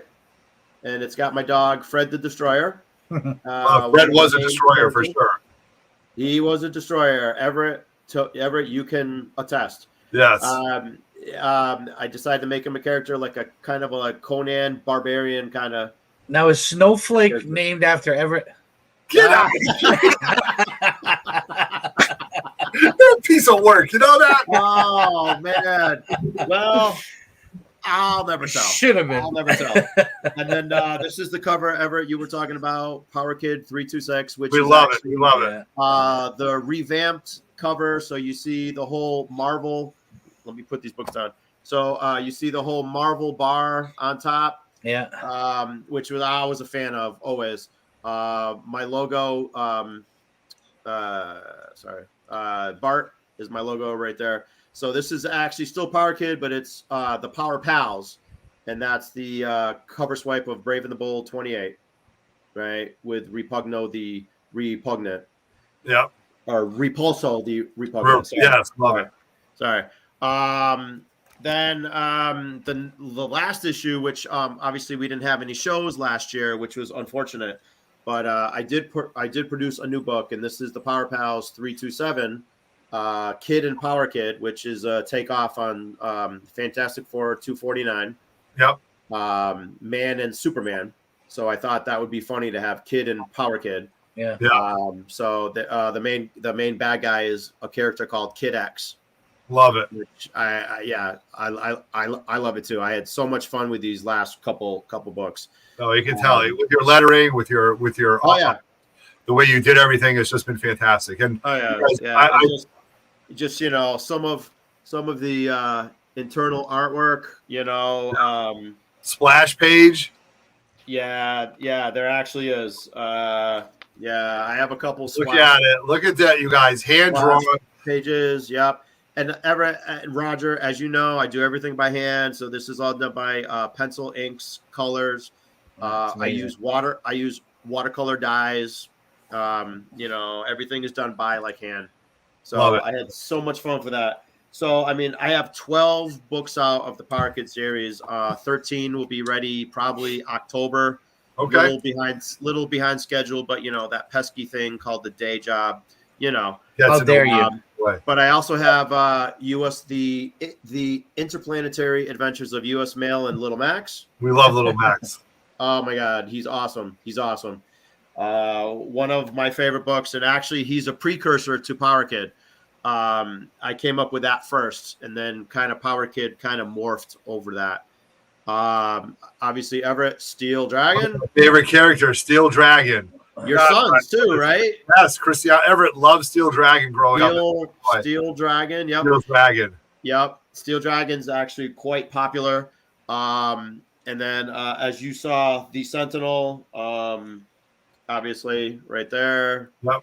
The Sentinel. And again, the first person who can come to my table and tell me what cover swipe this is, you get the book for half off. Awesome.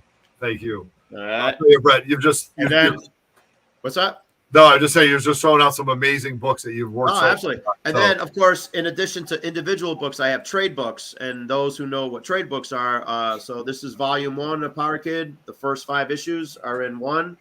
I have volume 2, which is issues 6 through 10. So obviously, I got a couple more issues of Power Kid before there's a volume 3. Right. So I mean, I've been doing those in a nice thick book. And I have a new book, and Everett, Roger, you guys are going to love this.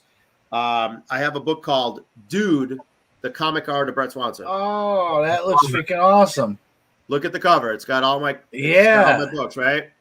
So, and what's great about this is that it's a flip book, right? So you flip it one side, you flip it the other side. It's my acrylic fusion paintings. Oh, that's fantastic. Fantastic. So if you go back to the comic stuff, it's got all my comic paintings. So if you guys ever go to my comic shows or my art shows, where I do my fine art, the first couple issues are is the Power Kid artwork, but then I go into my acrylic paintings, which is like my Sentinel paintings. Yep. Right. So I got a lot of my paintings, and these are like 18 by 24. So these are actually pretty big. So I have the Sentinel paintings, as you can see. And then cool. I go into one of my characters called Dude Man. And so you can see some of that, some of my Dude Man paintings. And again, these are all 18 by 24. They're pretty big, all done with acrylic paintings. I have the Herald, or as we know, Everett, the Hartford Herald. The Hartford Herald, yes, absolutely. Hartford Herald, which is basically a story I did based right after World War II in Hartford. So it was like 1945, 1946. So obviously the garish costume, because that was big in those days, Yep. And a character called the Menace Master, because that's how things were. But then I go into U.S. Mail and Little Max, which you can see, right? That looks awesome. You're going to have those available this weekend? I definitely will. They awesome. will definitely be available. And then I also have, and this is funny, a lot of people don't know about this strip, even you, Everett. This is a character I did in 1994. And it's unpronounceable because the entire strip I did in a symbol. So there's no really language whatsoever. So everything is done in a different language, so you really can't read it. But if you follow the photos, you can see what happens. And one of the cool thing is about the main character, his legs are backwards, kind of like a chicken. You know what I mean? Yeah. So I thought that was pretty cool. And then if you flip the book over, I mean, there's some other stuff too. When I was in school back in the early or in the late 80s, early 90s, I did some comic strips. Cosmic was one of them. Yeah. I threw that in there and some other stuff. But then if you flip the book over, it's all my abstract paintings. So, you know, a lot of my stuff when I was younger in school. And then I started, you know, flipping through, like I did medical illustrations, which I thought was a career I was going to go into. Yeah. But I just, you know, comics was my true love. Oh, that's fantastic. But I also did a lot of abstract paintings. So if you can see that, a lot that's of pretty cool. My abstract paintings and stuff like that. So I'm always putting books out, and I definitely have books out for sale at Terrificon. That's a good coffee table book. It is. It's actually a really thick book. It's like 180 pages. Awesome. So, Brett, here's what people want to know. Yeah. And you know, I must have missed it in the chat. Well, when is one of your books going to get the Cranky Canadian? I mean, well, you never know. I mean, you really need a good Canadian character. It might be a little overweight, with a great sense of humor, a little facial hair. Power Kid's always looking for adventures, so you never know. Can't believe he's never gone north. He hasn't gone north yet, but you never know. It's time for you to make it happen, man. I was hoping issue 13. That's my number, but we'll take 14. You don't know. You never know. Brett, you just showed us some great books. We're gonna be right next to you, pretty much at Terrificon all weekend long. Yeah. We gave you all this information. Yeah, I know, Amy. It's thick. That was pretty funny, though. We got a couple of funny comics. But, Brett, thank you very much for jumping on with us. Thank you very much for sharing all your interests. We got Bob Stevenson from the Comic Book Barn coming on right now. So we're going to thank you very much, dude. That's all I got to say, man. Thank you, and we'll see you at Terrificon. All right. It's a lot of fun. Thanks a lot, Brett. We'll see you this weekend. You got it. Peace. All right, peace. Look at that, man. Look at all that hard work put into that. Just amazing. Just really cool. See, so Marco's Big Juice, no? Yeah, right. The Cranky Canadian. We need a Cranky Canadian superhero. We need a Power Kid to go up north. First appearance of the Cranky Canadian is what we're looking for. I love it. Now we're going to bring on another good friend of ours, Raj. He came to the swap. He is a man who finds books that nobody ever finds. Not only books, but other, nostalgic things, like stuff I couldn't believe he had. Yeah. Yes. And he showed me some of the things that he's bringing to it. So you comic book speculators, get ready. Without further ado, I'm going to bring out the Comic Book Barn, a.k.a. Bob Stevenson himself. Bob, thank you very much for hanging out back with us. I know we're talking, we're enjoying this, we're geeking out, and I know you're waiting. So thank you very much for hanging out and waiting for us. So how are you today, my friends? It's awesome hearing from creators. I tried it. I went that route. I wasn't good enough. I dove into the back issue boxes and hid my own stuff away. So Brett, that's awesome. Go spend your money with him because it's great that he's producing these books. Right, and then, and Bob, you are such a historian of comics. Those names that he was mentioning from the 40s, your bells must have been dinging, right? Because me, I'm a Silver Age guy. So, but for you to be such a historian in comics, to hear those names. Really, I love that he's carrying on the tradition of great creators. So but brilliant. So for this show, I'm only half there to sell comics. I'm also half there to share in the history of comic fandom. So I'm like, you guys are in the big hall. I'm out in the hallway. So you're before you walk in though.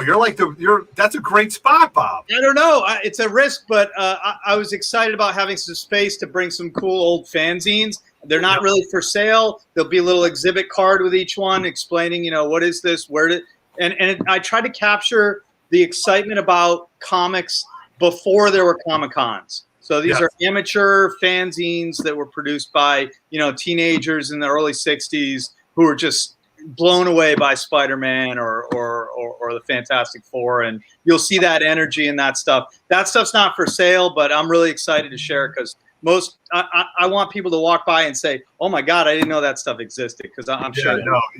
Really talking to you it's just your knowledge is so deep, and I'm an amateur when I talk about my Silver Age and Bronze Age stuff, but you pull out things that I've never seen. You're like, this was a program from a Comic-Con in 1972 that Jack Kirby was sitting right next to whoever talking about this, and I'm just like, oh my God, and you're just fantastic. But Raj, pull up the map. I want to give people an idea where Bob is because I'm not. Am I on the map? I'm nowhere on the you, map. you are on the map. You're I'm right on the here. map? Yes, you're Where? Bob's Comics and Zines right here. So if you look and see panel room, if you go down for panel room, so like so right about where number 5 is, you see Whoa, Bob's all right. Comics. Yeah, right across from panel B in that gateway where you walk in. It said this map shows you, the entrance up top is the entrance into the big hall, but this hallway goes by the panel rooms. You have cosplay down there, and apparently you got Bob's Comics right there, right across from panel room B.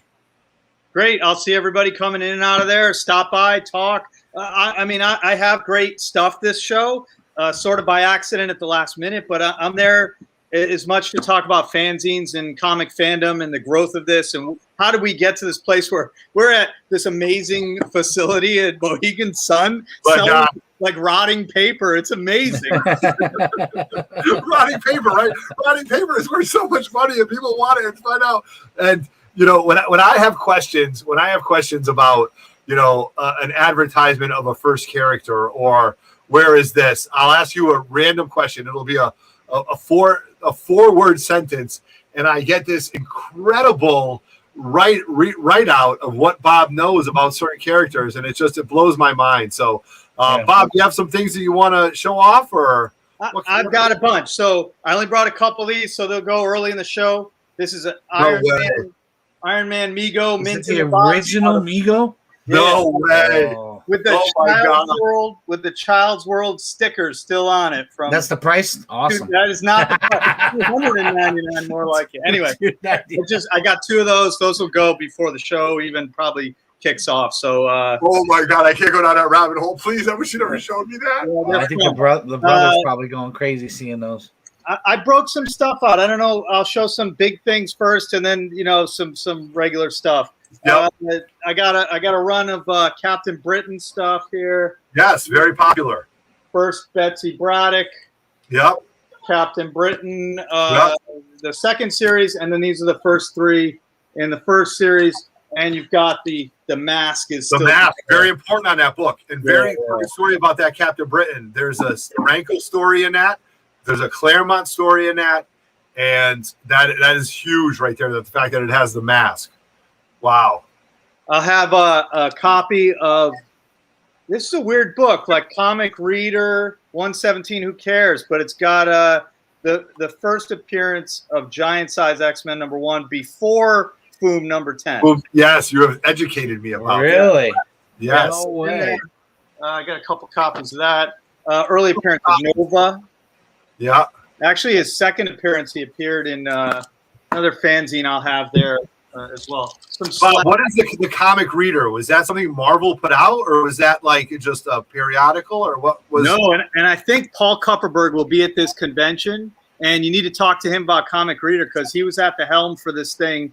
Alan, Paul, Tony Isabella, a bunch of these guys early on. It actually, Comic Reader goes all the way back to 1961. Jerry Bales had it as a column called On the Drawing Board. And then at issue number 8 or column number 8, he turned it into a 1-page newsletter. This thing lasted from 1961 all the way to 84. And it went through hundreds of issues.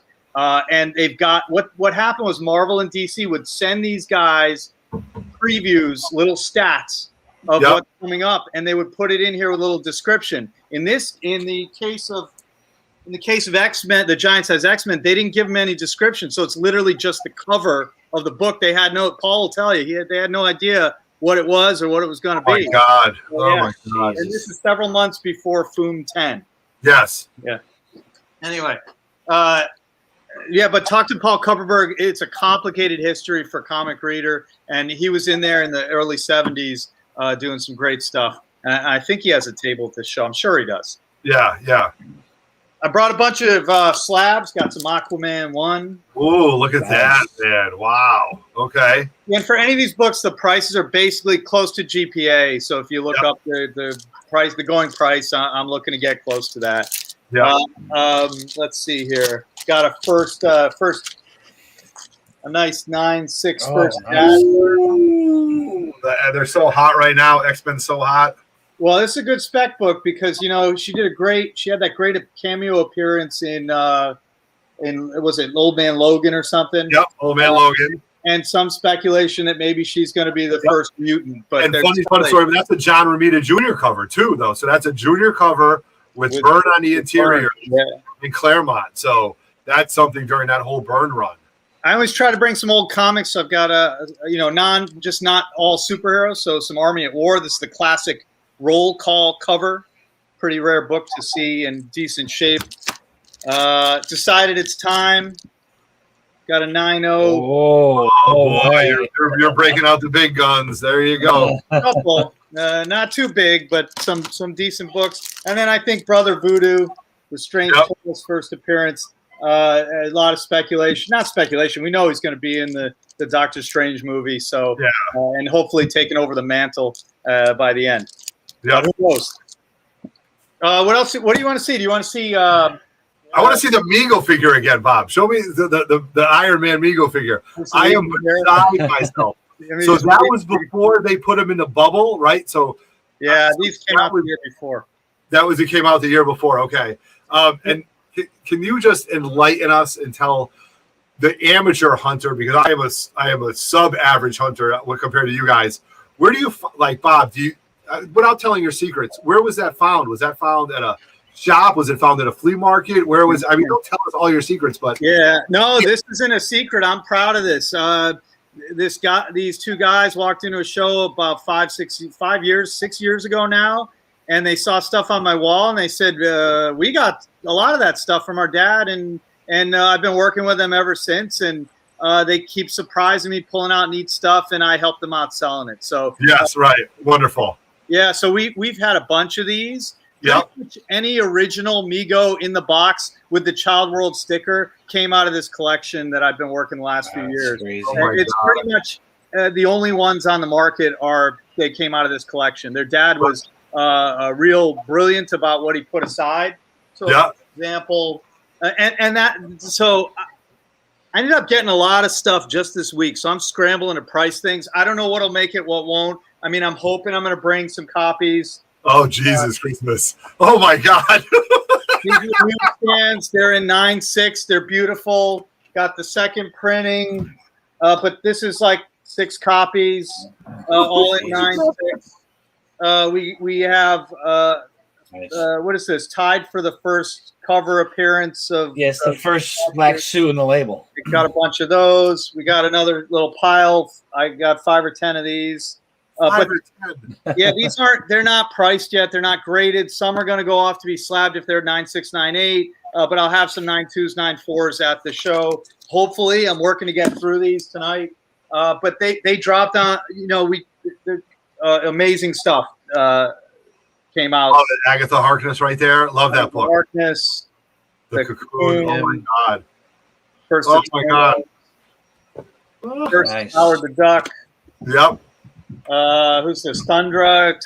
Great character. I love that book right there. Maybe going to be in the She-Hulk. She-Hulk. Boy, Bob, I'm stopping by your booth. I'm going to be broke before I make it into the main hall. Nice. These are all raw. The grades on them are from like 3.5 up to 9.6. So there's something for everybody in here. Just because it's a cool key book doesn't mean it's super expensive. Yeah. A couple copies of some Judge Dredd. These are like 9.6 copies. I love Judge Dredd. God, that book was so great. These are more affordable. Oh my God. Look at that. The first Black Knight. The first Silver Age Black Knight. You got that 50 stuff. And then first appearance of Mr. Whitman. Got a couple of those. Nice. A couple. Yeah, jeez. First Supergirl, what was this? In her own she got her first full-length comic there. Yep. Ditko Spideys, Romita Spideys. Yeah. Spider-Woman. Another Agatha Harkness. Nice Silver Surfer cover. I mean, I don't know how much of this I'm going to get processed by tomorrow morning. Well, Bob, you know what? You can stay up all night. Look at that. Oh my God, the Tuma. So we have a question. We have a comment from our good friend Amy in Alaska. She says, if someone could grab my jaw and hand it back to me, it's on the floor and talk about bringing the fire. Jesus, Bob. Right. And this is just the stuff I didn't plan to bring to the show. What else? You got some red. Raj, did you think we'd see all this stuff tonight? No. No. Oh my God, the Kangs. Yeah. Holy Christ. Some nice. MJ on the cover. Yeah. What else? These are beautiful. They're like 9.4s, 9.6s. Yeah. Oh, nice. Got this affordable copy because if you look, whoops, how do I get it up by the? It is basically eaten by a mouse. Oh, look at that! Them goddamn mice. Yeah, that was in an attic somewhere or in a basement and just chewed up. 3/4 is nice. So this is a way to get an affordable copy of the first Punisher and a really affordable copy of the reprint. Yeah. Right. But that reprint is heating up too. Cloak and Dagger, we love it. Yeah. Howard the Duck. Bunch of those, bunch of these. Yeah. Nice. Was that the first appearance of Kiss? That Howard the Duck? Oh, no, I don't have the Kiss one. This is just Howard the Duck #1. They go number for one, money okay. in high grade. So these are like 9.4, 9.6s. What's this guy? Living Tribunal. Yeah. First appearance there. Yeah. Couple of what do we have? And it's stuff that I'll have half of this. You haven't processed yet. Like this is stuff that. Yeah, but I need to because this is the best show of the year, frankly. Let's talk about that, right? So, you did, and I will thank you very much. You did support us at the 3 Men in the Basement Comic Swap. Thank you very much for coming. You will always be welcome there. I hope you did good there. You know what I mean? For something that a bunch of hacks that me and Roger put together. It was great because you brought people into a room. It wasn't super crowded, but these are people who know comics and are there to buy comics and there to talk comics. It was awesome. So thank you. No, fantastic. And I'm glad. And, it was funny. When we were in New Hampshire, Roger goes, you got to go talk to Bob. And I go, Bob's too big of a vendor to come hang out with us. And he goes, no, he wants to come. And I go, get out of here, dude. You're out of your mind. And he told me I was buying that first appearance of Yoda. And I was like, yeah, we got a show. And he's like, I want to be part of that show. And he came. Well, that's the thing. Actually, I have a whole long box of Star Wars. I have a whole 3 long boxes of horror stuff. I got 6 long boxes of $10 and up nice Marvel books and DC books.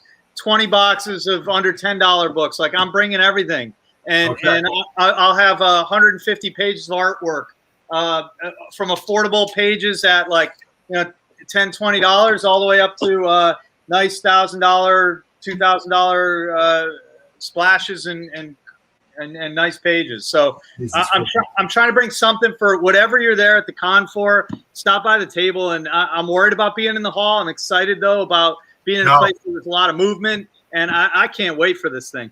No, I can't wait. And I can tell by your excitement, and you can tell by our excitement, and it's just been fantastic. Bob, we can't wait. So, Rod, just show everybody, for everybody that's watching on the rewind, give everybody an idea of where you can find Bob. So if you look at the bottom left hand where it says Panel Room B, directly below that where it says number 5, you're going to see Bob's Comics right there. So that's Bob's Comics Zone, History of Comic Fandom. I love it. Love it. So, Bob, we appreciate you jumping on with us. It's just been fantastic. You're such a great supporter of us, and I can't wait to see you chop it up, get more interviews, and we are going to do a rewind of this. So, we are going to have everybody back on when everybody rests up, maybe a few days after the show. They did, and do a recap. I'm a little bit. I didn't even share anything that I had planned to bring. So there's on top of this another 150 key books and minor keys, and so it's going to be a great show all around. I can't wait to shop too. My family's coming, so I'm going to get out there. I'll see you at your booth. I'm going to buy your brother's books. Those look awesome. And thank you very much. Can't wait, man. All right, fantastic, Bob. Thanks a lot, Bob. We appreciate you, and thank you very much for taking your time out and hanging out with us. So we'll see you in 2 days, man. Yeah, can't wait. Bye. All right, fantastic. All right, Jesus Christmas. Did you see those Migos? Yeah, did you see my brother said? It's his birthday coming. He wants me to buy that for him. Yeah, only if it's $2.99. Yeah, right. $2.99. Could you $2.99? Add 2 zeros to it. Oh my God! But that's what you have to do. Like I believe, the collections that are out there, people find trustworthy people, and they move it as they need it. Sure. So that's really neat. So we're waiting on a few other people to jump on with us. But before we do, I just want you to know that, guys, we said we'd go till 10 o'clock. We might go till 10:30. Just stick with us. If it's a 2.5 hour show, it's a 2.5 hour show. It is what it is. We got lots of stuff to still talk about. So I'm having a great time. Oh, look at Shortbox burning. Oh, yeah. Yeah, we're still live, What, buddy. you're still awake? Yeah. Oh my God. So we do have. I'm waiting for Jason Irizarry from Captured Collectibles to come on. Don't know where he is, but I do want to invite Matt Wilson on from the Comic Mint. He's going to join us right now and talk about a little bit about what the Comic Mint will be doing, and hopefully Jason from Captured Collectibles will be there. So without further ado, I will bring on Matt Wilson. Matt, thank you very much for hanging out in the back. Yeah. Being ready for this. And well, Jason left us hanging here, huh? yeah, he really did, man. You know, and he's in Connecticut right now, right? Yeah, well, he's texting me right now. Yeah. Look at this guy. You know what it is? He wants to make that like. You got to make it so do, Jason, right? Fashionably late, man. What's going on, brother? You got to keep people guessing, right? You got to fashionably late. I'm coming. What's up, man? How you doing, bro? Good, man. How are you? All right, Matt. I'm Roger, by the way. I know we've never met, so good to meet you. Yep, and I'm Otto, obviously. And so, guys, what I wanted to do was when we were talking about having the Comic Mint on and Capture Collectibles, we wanted to talk about good friends. I consider Jason and his son a good friend of mine. Matt, you know, being in the Comic Mint, we're in Connecticut. You're in Connecticut. Can't wait. I know we were at New Hampshire together, and I thought this would be at this time. We've had independent artists come on. We've had huge comic book dealers come on, and now we're going to have facilitators, people that have other artists, and just great people come on. So, Matt, why don't you tell a little bit of, give us 30 seconds of your life right now, buddy. Tell us who you are, man. Oh, man, that's a heck of a setup. No pressure. Listen, I got to make it sound good now. Well, first off, thanks for having us in here. I appreciate the platform here, too. So just to give a quick background, anyone who doesn't know what the Comic Mint is, we are located here in Connecticut. We're an online-based business that deals really in specialty variants. We try to give a real upscale version of what that world is. And a great example, one of our artists who worked very closely with Shannon Mayer is actually coming on down to Terrificon with us. Get out of here. Yeah. So we've got Shannon hanging out with us all weekend. If you haven't seen Shannon's stuff, for sure, check it out. It's definitely different for that variant comic world. We try to keep things, like I said, a little fresh.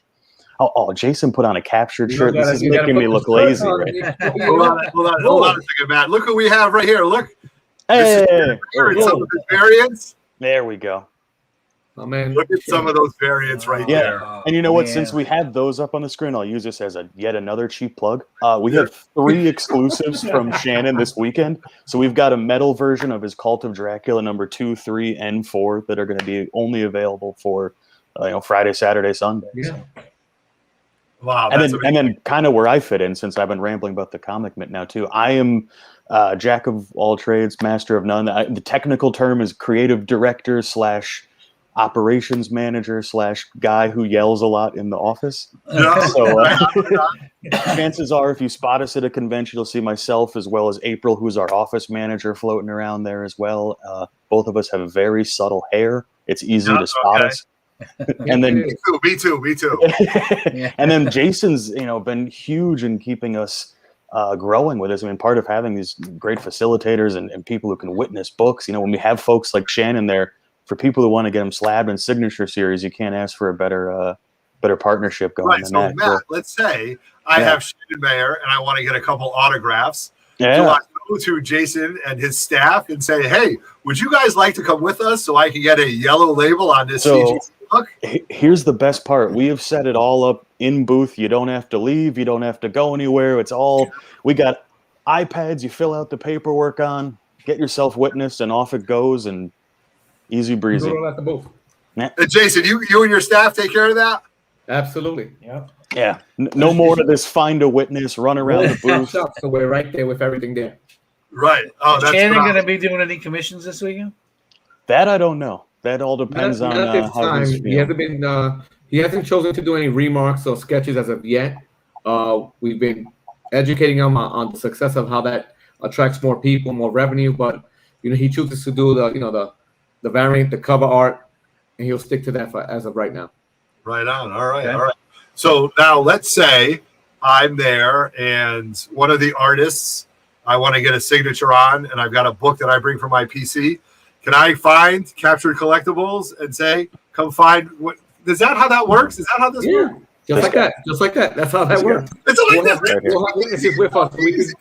one-stop shop. We'll gather your books. We'll get everything done. Again, there's other facilitators that are going to be there, but at the booth with the Comic Men, along with Shannon Mayer, Becky Fuller, we'll be able to take your books, get everything signed. We'll go ahead and do a one-stop shop similar to what we did in New Hampshire.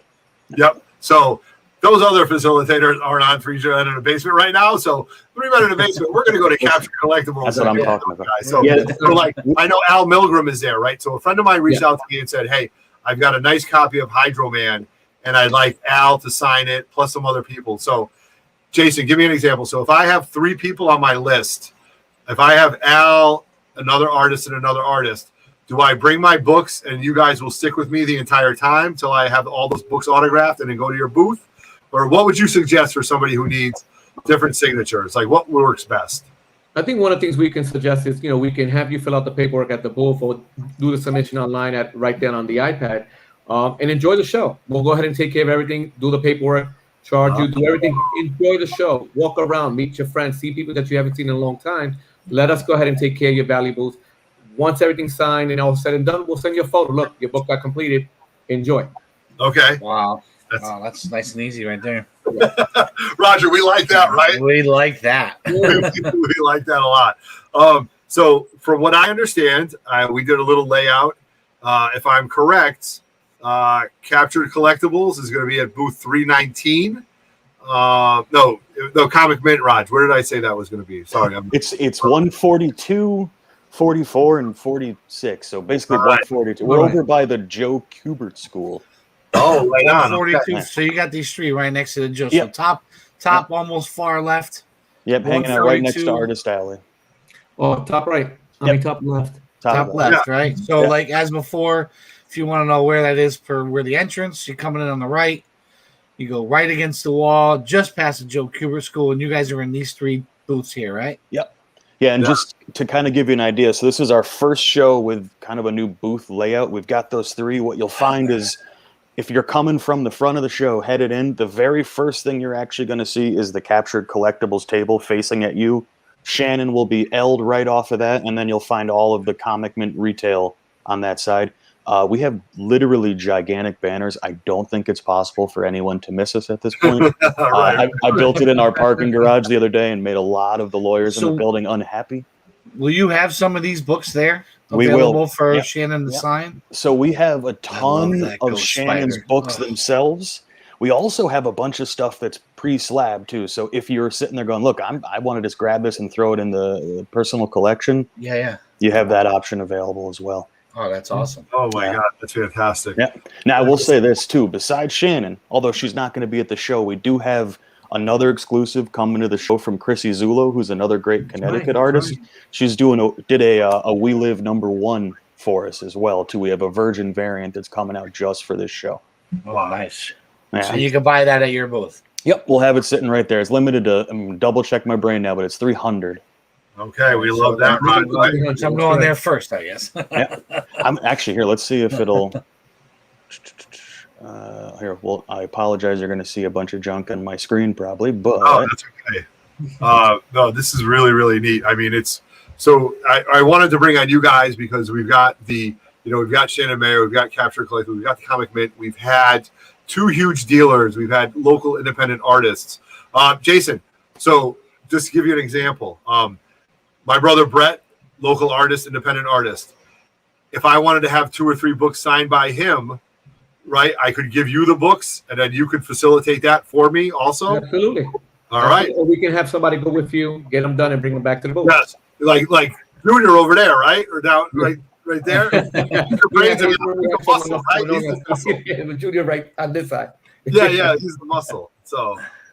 Matt, were you able to pull that up or? No, it's for some reason it's not letting me share my screen, so it's really anticlimactic here. No, it's okay. Well, we'll have it. No worries about that. It's a beautiful We Live #1 cover with Chrissy Zulo illustration. Normally I'd hold it up here, but unfortunately I'm not at the office anymore. So. No, it's okay. Well, you guys are all getting ready for Terrificon. We're all getting ready for Terrificon, and again, I don't know what it takes. I've said this 3 times already. We're just a YouTube channel with a bunch of gear and like some things we're going to give away. Like we're putting it in the back of Roger's car at my Jeep. You guys have full on like booths and banners and for what you guys have gone through is just unbelievable. Yeah. You know, I give you guys all the credit in the world. And, you know, when Steve and Bob say that they're bringing these things, the behind the scenes is where all the action is and where all the work comes into. And do you guys agree that the show is like here we are, let's enjoy this? Or is it more of let's work? Like a little bit from your opinion, just so I know. Once I get through Friday afternoon, I'm good to go. It's that initial like, oh God, did everything get packed, unpacked? Is the button working? After that, it shows I'm going to say, for lack of a better term, the easy part. Yes. Okay. Jason, how about you on that? It's about right. You know, last minute jitters. Let me make sure I got everything covered, and then you get to the show. Did I forget that? Is it the car? We got it. Okay, we got it. Okay, good. So we do have a nice $5 super chat from our boy Chad RCG, who said, "I was going to go, but afraid Josh Grab was going to buy everything." Yeah, I wouldn't be surprised that Josh Grab does buy everything the day that he gets there. But you know what? For that $5 super chat, we haven't seen this super chat all day, and I'm sure that everybody at Terrificon, whether it's a vendor, a seller, or a buyer, they want to show the money. So here we go. Hey, I got Bob Sugar on the other line. I better hear you say it. Yeah, no. Show you the money. Not show you. Show me the money. Show me the money. Yeah. Louder. Show me the money. That's it, brother, but you got to yell that shit. Show me the money. I need to feel you, Jerry. Show me the money. Jerry, you better yell. Show me the money. Show me the money. Let's say there's going to be a lot of money being shown at this show, right, guys? That's it between the casino and everything, and just really waiting. We did have a question, and I will highlight that from Moonlit Comics. Do you guys know what Shannon charges for signatures? I have a Cult of Dracula 1, cover 1. I would love to bring. Is that something you guys can field now, or?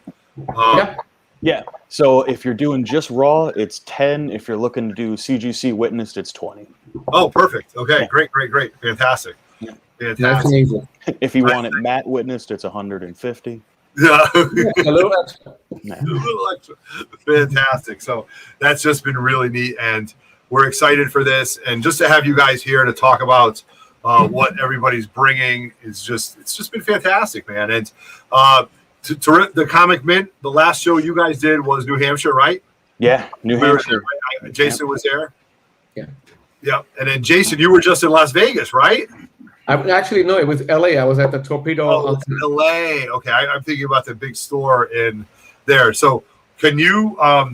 Was that a 1-day show or 2-day show? It was actually a 3-day, Friday, Saturday, and Sunday. Oh, so you've just been going nonstop, right?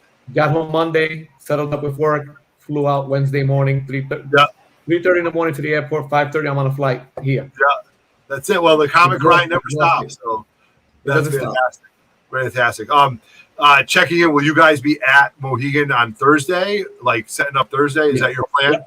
Yep. That's what you were looking for, man. There we go. That's the guy. The version we have is the virgin version of that. So no title sitting on top. Yeah, that is awesome. Perfectly begging for her to sign and sketch. Again, unfortunately, she's not coming to this show. She's actually visiting her family, I believe, which, I mean, I love comic books, but that sounds amazing too, so I can't give her any grief on that one. Yeah. Man, are we taking books in if people want to get Christy Zula? Are we taking those in as a submission at the book? I'm correct. We'll take it in, have you fill out the paperwork. We will CGC the book for you. Yep. Oh, beautiful. Yep. Absolutely. I'm telling you guys, I'm a little kid right now. I'm sorry. Yeah. You're watching the Rewind. I am beside myself. I've waited for this con for 2 years. Yeah. This is something that Roger and I have really, for those of you guys don't know, when we first went to Terrificon, I said we probably had 100, 250 subscribers, maybe 300. And I said, Roger, we're going to do a live show from the hotel. And he goes, what are you talking about? I go, we're going to bring all our gear and we're going to set up and we're going to do a live show. And he goes, well, what if they shut us down? I go, Raj, we're in a casino. There's more cameras in a casino than there are in Fort Knox. If we get through 5 minutes of setting this up, then we're good. And he goes, okay, let's do it. My wife, you're out of your mind. His wife, you guys are crazy. Everybody else. We had 2 great shows. We've been doing this. We're going to do it again. We can't wait to do interviews with you guys and all the people there. And it's just going to be wonderful. I'm just so excited, man. And thank you guys for taking time out of your day to join us. You guys see this question from Moonlit? It says, do you know what Shannon charges for signatures? Yeah. She has a Cult of Dracula cover that she would love to bring. Yep. So it's 10 raw, 20 for CGC witnessed. Well, that's not bad at all. And one thing I'm going to throw out there, just again, I'm all about cheap plugs tonight. Since I just drooled over that last guy's giant stack of amazing books he brought in, we actually we don't usually bring out any vintage stuff with us, but we just took in. I would say Jason's got it literally in the office. Oh, here he goes. I went through. I was priceless. We took in a collection, which is not something we normally do, but we're bringing down a whole bunch of really rad stuff. Really? Yeah, which I'd love to get out of my office, but it's good stuff hanging out. Look at that, Romita Greenness right there. Yeah, and we can get that done. Yes, right. Oh, true that. Oh my God, look at that one. And honestly, issue number 81, $9 price tag. You can't go wrong. Oh my God. Oh my God. These are collectibles. Do you have a pipeline to Mr. Romita himself? We can make an arrangement. I did directly with his art rep, Spencer Beck, and we can get a handful of things done. It takes a little bit of time. Sure. Everything takes time, and I understand that. And oh, look at that. Yeah. Oh, these books are get them out of Matt's office prices. That's the special going on. Yeah. Again, Roger, we like that, right? We like those. Going to be there. So Yeah, price tag. So a lot of these are in excellent condition. We got them in my light, full boards. Yep. Jason, I do have a question, and I don't know if maybe you can answer this or if I'm a little bit on the left. Klaus is going to be there. Will you be at any shows that Frank Miller is going to be at? I love the question. Yes, we will. I'll be at Baltimore, so I'll be able to get Frank Miller and Claude Jensen. So I can hold on to the book, take it to the next venue, and get it done. So you'll get your multi-time books. So we don't have to press the book open, do it again. It's a one-stop shop. So if we're attending multiple shows, we'll let you know who's going to be there. We'll get your books multi-signed, then we'll get it completed. That's awesome. Can't beat that. That's good service right there, guys. I don't even know where my book is. Hold on, I got to show you this. I'm so happy. Come on, let me see, Adam. No, this isn't a huge key, but I'm so happy you just said that. So this is one of my favorite books of all time. It's Daredevil 181. It's the death of Elektra. And I got this from somebody. I reached out, and this is all because of our friend No Good Comics said, Otto, this is a great book. So I'm going to have Klaus get this. And then, Jason, I'll give it to you.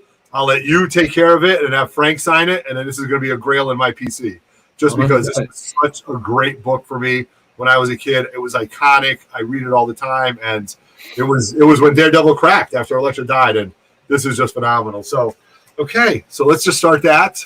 We'll start that in place. I love that. Okay. We love it. All right. So, guys, thank you very much for joining us. Thank you. Can't wait to see you at Terrificon. We've got our good friend George Deep coming on. You guys can stay on with us if you want. We're going to bring George on, and then you guys can wrap up with us if you like. If not, you're free to leave. But I'm going to bring George on with us right now, okay? Yeah, thank you for having us. So that we can and get ready for the book. Yeah, you guys got work to do. You guys got work. We're just a bunch of talkers. So you guys got to go to work. Looking forward to seeing you guys this weekend, man. Thanks a lot. All right. Thank you, guys. Bye, everyone. See you. Thank you. All right. Raj, multiple SIGs from multiple cons. I'm beside myself. Like that, you know what? Like this book became like I paid like $40 for this. Yeah. But it's such a grail. And then I'll give it to Jason and he'll take it and have Frank Miller sign it. That's awesome. I'm ready to rock. Dude, we've been going for 2 hours, man. How you doing? You doing all right? I'm doing all right. Some of us have to work in the morning, but there's no place I'd rather be right now than right here. I agree with you. Thank you. So I do want to bring on our good friend George Deep right now. Let's go, George.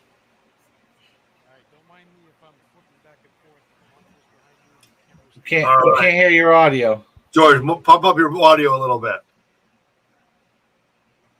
Can you hear it now? It's a little bit stronger, but yeah, a little bit light. Must be going off. All right, maybe I got to move up to the camera here. I think you might be going off your camera mic. Yeah, check the cam mic setting on StreamYard. George looks like he's set up in like NASA right there. Yeah, look at this. He's laying in books around him. He's got multiple. Can you hear me now? Yes. Oh, yes, perfect. All right, there we go. I didn't realize there was a setting for that. Yeah, sorry. You're like landing spaceships over there. Yeah, well, I got my camera on one of my artist easels, held up with duct tape right now. Yes, right. That's very reminiscent. That is excellent 3 Men in the Basement fashion, George. We love duct tape. We started with duct tape. Duct tape and a prayer. Yes, pretty much for sure. So if I'm looking back at my monitor, that's just to make sure that I'm in focus. Yeah. Without further ado, I bring you our good friend George Deep. George Deep is going to be at Terrificon. George, tell us a little bit about yourself and what's going on, man. Oh God. So I've been in the comic industry for 21 years or so, 22 years. I started out in college as a training to be a special effects artist and found my love for digital art. I wanted to be a comic artist and took that digital art and started doing comic art. I got contacted by a guy named Brian Haberlin, who is the creator of Witchblade. And you might know books that he's done now, like Marked and Lighthouse. Yep. Through Image. And he contacted me, and from there I got contacted by Alex Ross, some people who works for Alex Ross, and did some work on Earth X for a big limited edition book, and I've been going ever since for the past 21 years now. That's fantastic. And George, I want everybody to know that you've been a big supporter of 3 Men in the Basement, and thank you very much. You guys make this hobby fun. No, we appreciate that, man. We appreciate that. And, you came to the swap. You gave us some of your amazing variants. We thank you very much for those. And, we frequent a lot of the same spots. We have a lot of the same places, Casablanca Comics, and, some shops up there. We do have a love for the great state of Maine, so I think that's really neat. And now you set up at Terrificon. Have you typically set up at Terrificon, or this is your first time? This is the first time at Terrificon. I've set up at some other local shows. Previous, like Rhode Island, and used to be the Hartford Comic Con up in Hartford before they had moved to Foxwoods. Yes, right. But then my family and I got into a massive car accident. We were rear-ended by a guy on his cell phone, wasn't paying attention. We did one con after that. It was pretty rough, a lot of rehab and everything. COVID hit. So I haven't done a con since 2016, I think. Right. And I just do want to say, though, in a very realistic way, in a real world thing, you did share pictures of that. Thank you very much for sharing. I'm glad that you are well from that. I know that life probably won't be the same, but that was terrible. But I'm glad you did survive, and you're able to be on our show tonight, man. So, I think that's very important. So I'm thankful that you're okay. So that's good. I appreciate it. I'm thankful I'm okay, too. Yeah, right. Exactly. I'm thankful you came to the swap, too, and you were like, hey, here we are. And I'm like, my God. And, when we first met you at the swap, Roger and I, when we first started the swaps, we looked at each other and we said, well, it just might be me and you. And then we had 20 people. Then we had 40 people. And then, to have you come and give us some of your books was very gracious of you, and we appreciate that.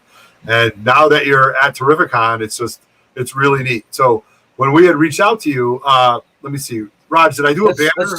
Let's do let's get the shout out for the super chat. Josh Grav, let me be clear, I have no intention to buy everything. There's only a handful of books he wants. Okay, so, good. Yeah, we appreciate that. We'll give you a little spidey action.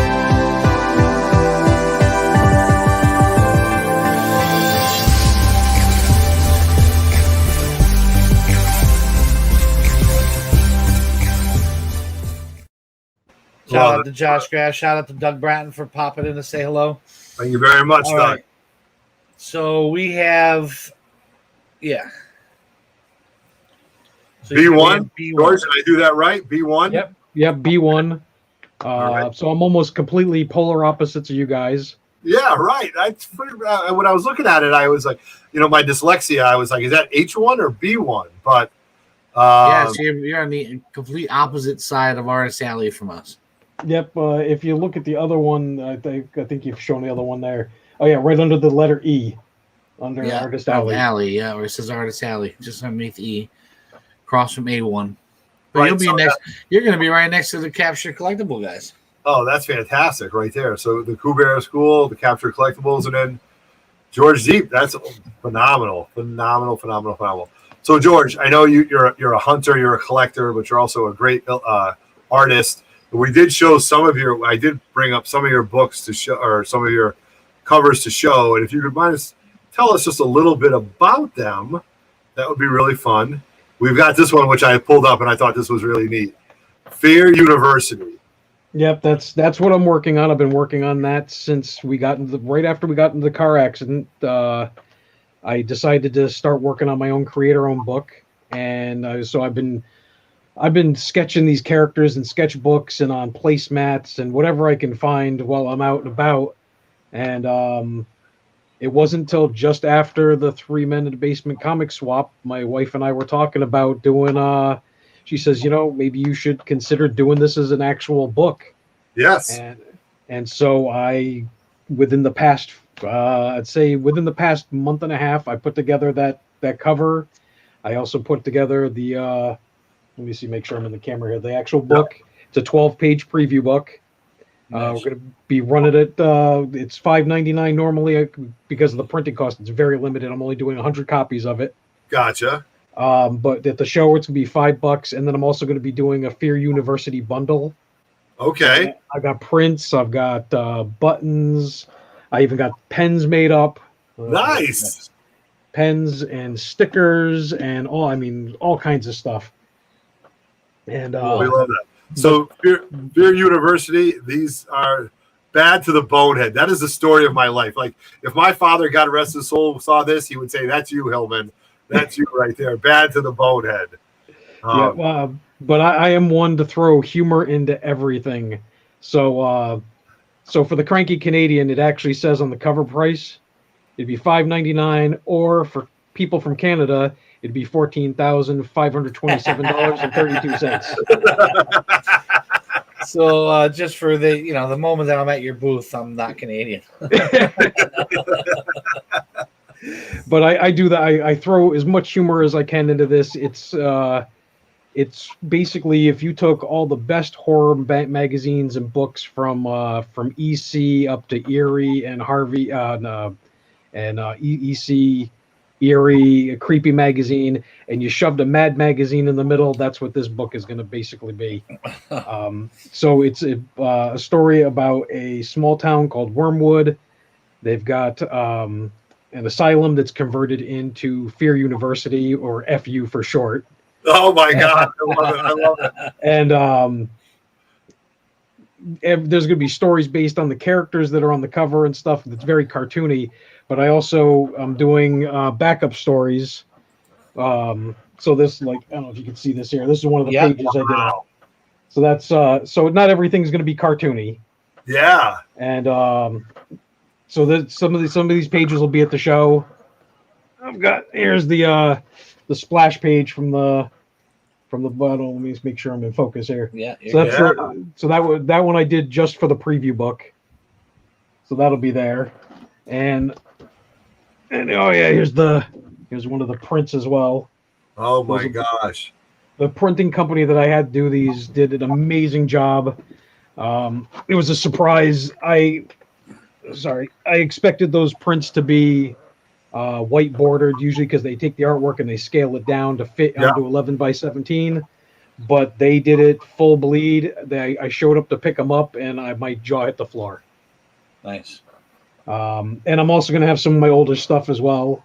I'm going to be having. I got the opportunity to do artwork for Michael Turner's Legacy. Yeah. Oh, we're a huge fan of Michael Turner here. For Aspen.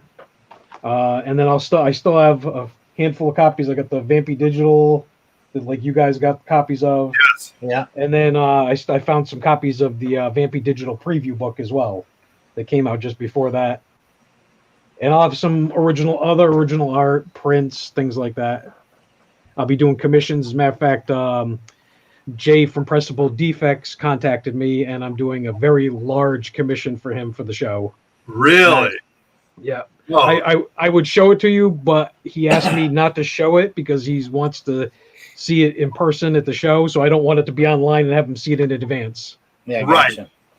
Well, I do have to say I have a commission in mind, which I think we had talked about, and I think it's going to look fantastic. So when you have time, George, we don't have to do it at Terrificon, but I would love for you to do it.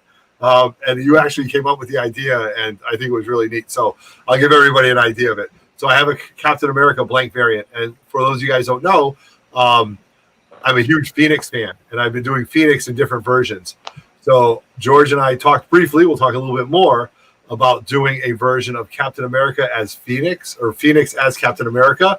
But instead, George, and I can't wait to see this, the shield, instead of having the star logo, it will be a phoenix. And I'm going to give that to you. We'll talk more about it, George. You put your foot in your mouth when you brought that up, though. So I actually, just to let you know, I've actually already started doing sketches for it. Oh, I love it. I love it. Yep. So when I do those covers, what I do for people is I do the original pencils on separate paper. Okay. And then what I'll do is I will scan in those pencils. I'll transfer them to the cover, so I'm sure that they'll fit. Yep. And then not only will you get the cover, but you also get the original pencils as well. Oh, nice. My goodness. Thank you very much. I appreciate that. That is fantastic. A lot of times I'll draw directly on the cover, but for the most part, when I have time, I will do the pencils off separate, so you get basically two things for the price of one. No, we love it. We love those deals. And thank you. That was a great idea. And, I'm a very bland guy. Like, I'm just like, oh, I want her in like battle armor, or I want her in a German beer hall dress. And then when you said, do a version of her as Captain America with the Phoenix on a cover, I go, that is brilliant. That is brilliant. And that's why I hang out with people smarter than me. And I will say that all the time. So, well, you better keep looking, because I got duct tape holding my camera up. Yeah. Oh my God. So, George, you're a huge fan. I know you're a fan. I know you go out comic hunting. Are there books that you're looking at this show, or are you going to focus on, like, how are you going to manage? I want to say this. You're a vendor, you're an artist, but I know you're a fan. My ADD is going to be going out of my mind. So how are you going to manage something like this? Like, well, my wife she's a big supporter of what I do, and so she's going to be there. She also hunts for comics as well. Yep. So we've got a list of books that we're looking for. Okay, can you tell us one, just offhand, like what's something you're looking for? I'm still on the hunt for anything between issues 2 and 10 of Fantastic Four. Gotcha. Okay, right. I did just get a Golden Records reprint from this. Yes, that's right. I can see it. My prize. This is my prized possession of my collection right here. Yes. Yep. Golden Records reprint, but I will cherish that forever. And looking for original artwork. If anybody is the biggest Byrne fan next to you, it is me. Yep. Yes, I believe it. I have got Byrne original pages from Fantastic Four, Superman, even Starbrand. And about 3 years ago, I contacted his art agent and had him do a commission for me at Ben Grimm. No way! Oh my God! So when I'm looking for additions to the Fantastic Four collection. Yep. Nice. No, that's great though, and I hope you find that stuff, man. And you know what? Between J&S Collectibles, between what Bob Stevenson showed, and what Gary was saying, this is huge, and I think people are bringing out the big guns for this. They're bringing out all their guns because you've got 2 tables, 4 tables, so. Your duct tape is working well, though. So that's good. I hope so. Yeah, right. So, George, as for you being an independent artist, when are you heading up? Friday? Are you? I live like 5 minutes from the casino. Oh, you do? That would be broke. I'm like 15. I used to actually years ago. I was actually a security guard at Mohegan Sun. Were you really? Oh, yeah. Okay. All right. And I did that for about a year and realized that I wanted to just go back to doing artwork. Yeah, fantastic. That was about 20. Yeah, it was 20 years ago or so. I was worked at the casino. Right. But yeah, I live about maybe 15 minutes from there. So I'm coming home to go to bed at night and. Yep. We're not. That's a problem for me and Roger. Yeah. So we're going to be living on caffeine, hopes and dreams and stuff like that. So, oh my God. All right, George, thank you very much for joining us. Oh, I appreciate it. I really do. Fantastic. And I'm glad you're able to wrap up our show. And this was just fantastic, you guys. So if you're catching us on the rewinds and I read all the comments. So if there's some way that you want to reach out to George, Power Kid Comics, you want to reach out to J&S Collectibles, just check the comments and just make this a living video for the next 2.5 days, because you'll be able to reach out to everybody and everybody's going to be checking it. And I will forward any messages. if anybody has it. And I'm glad, that Jay reached out to you, George, and that everybody was here, and Bob showed those Migos, and this was great 2 hours, 2.5 hours. 2 hours. Let's remind people where they can find us. Yes, exactly. H8, which you see the arrow for H8 and a little close up here. You'll see we're down by Raiders of the Lost Ark. We're going to be next to Power Kids Comics. We're not going to be tough to find because this guy had this banner made. Yes, my God, you can't miss it. So we're going to have this behind the table. If you missed that, the largest QR code in the history of QR codes. It's going to be tough to miss. And you come in, visit our booth, show us that you're subbed up to us, and bam, you're into a free raffle. Yeah, we're giving away this 9.8 Star Wars High Republic, 5 first appearances here, donated by friends of the show from Alaska. We've got a Street Side Anthony is donating a 9.8 Spider-Man book. Very true.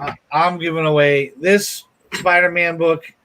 We have a couple books that were left over from a giveaway we did, and people said we want to donate it back and give it away. We're going to be giving away a ton of these Aegis Comics of Alaska that Everett's holding up, store exclusives throughout the day. T-shirts, pint glasses, swap shirts, stickers. If you show up and you show us that you're already subbed up to us, we're going to give you a poker chip with our logo on it.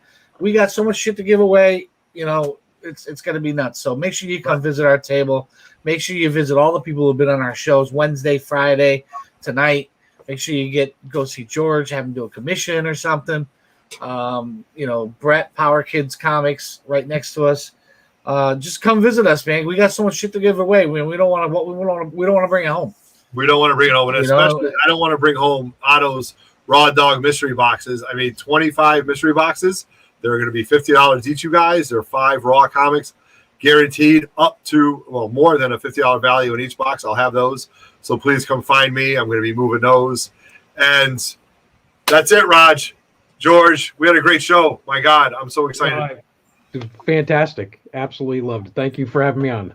Yeah, you got it. So Moonlight Comics, thank you very much. Looking forward to seeing you again, George.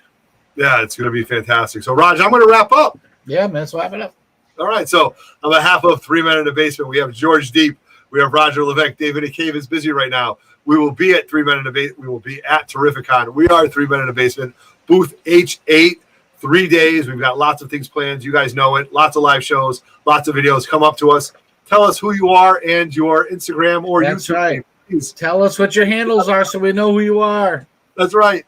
And on behalf of these fine people, on behalf of everybody that joined us tonight, thank you very much. And thank you for watching 3 Men in the Basement. I am Everett Otto. That is Roger Levesque. George Deep is hanging out. Good night. Out? Yeah. Yeah, wait. Go ahead. You got to say good We're night out. first. Good night. See you later. Good night, Ken.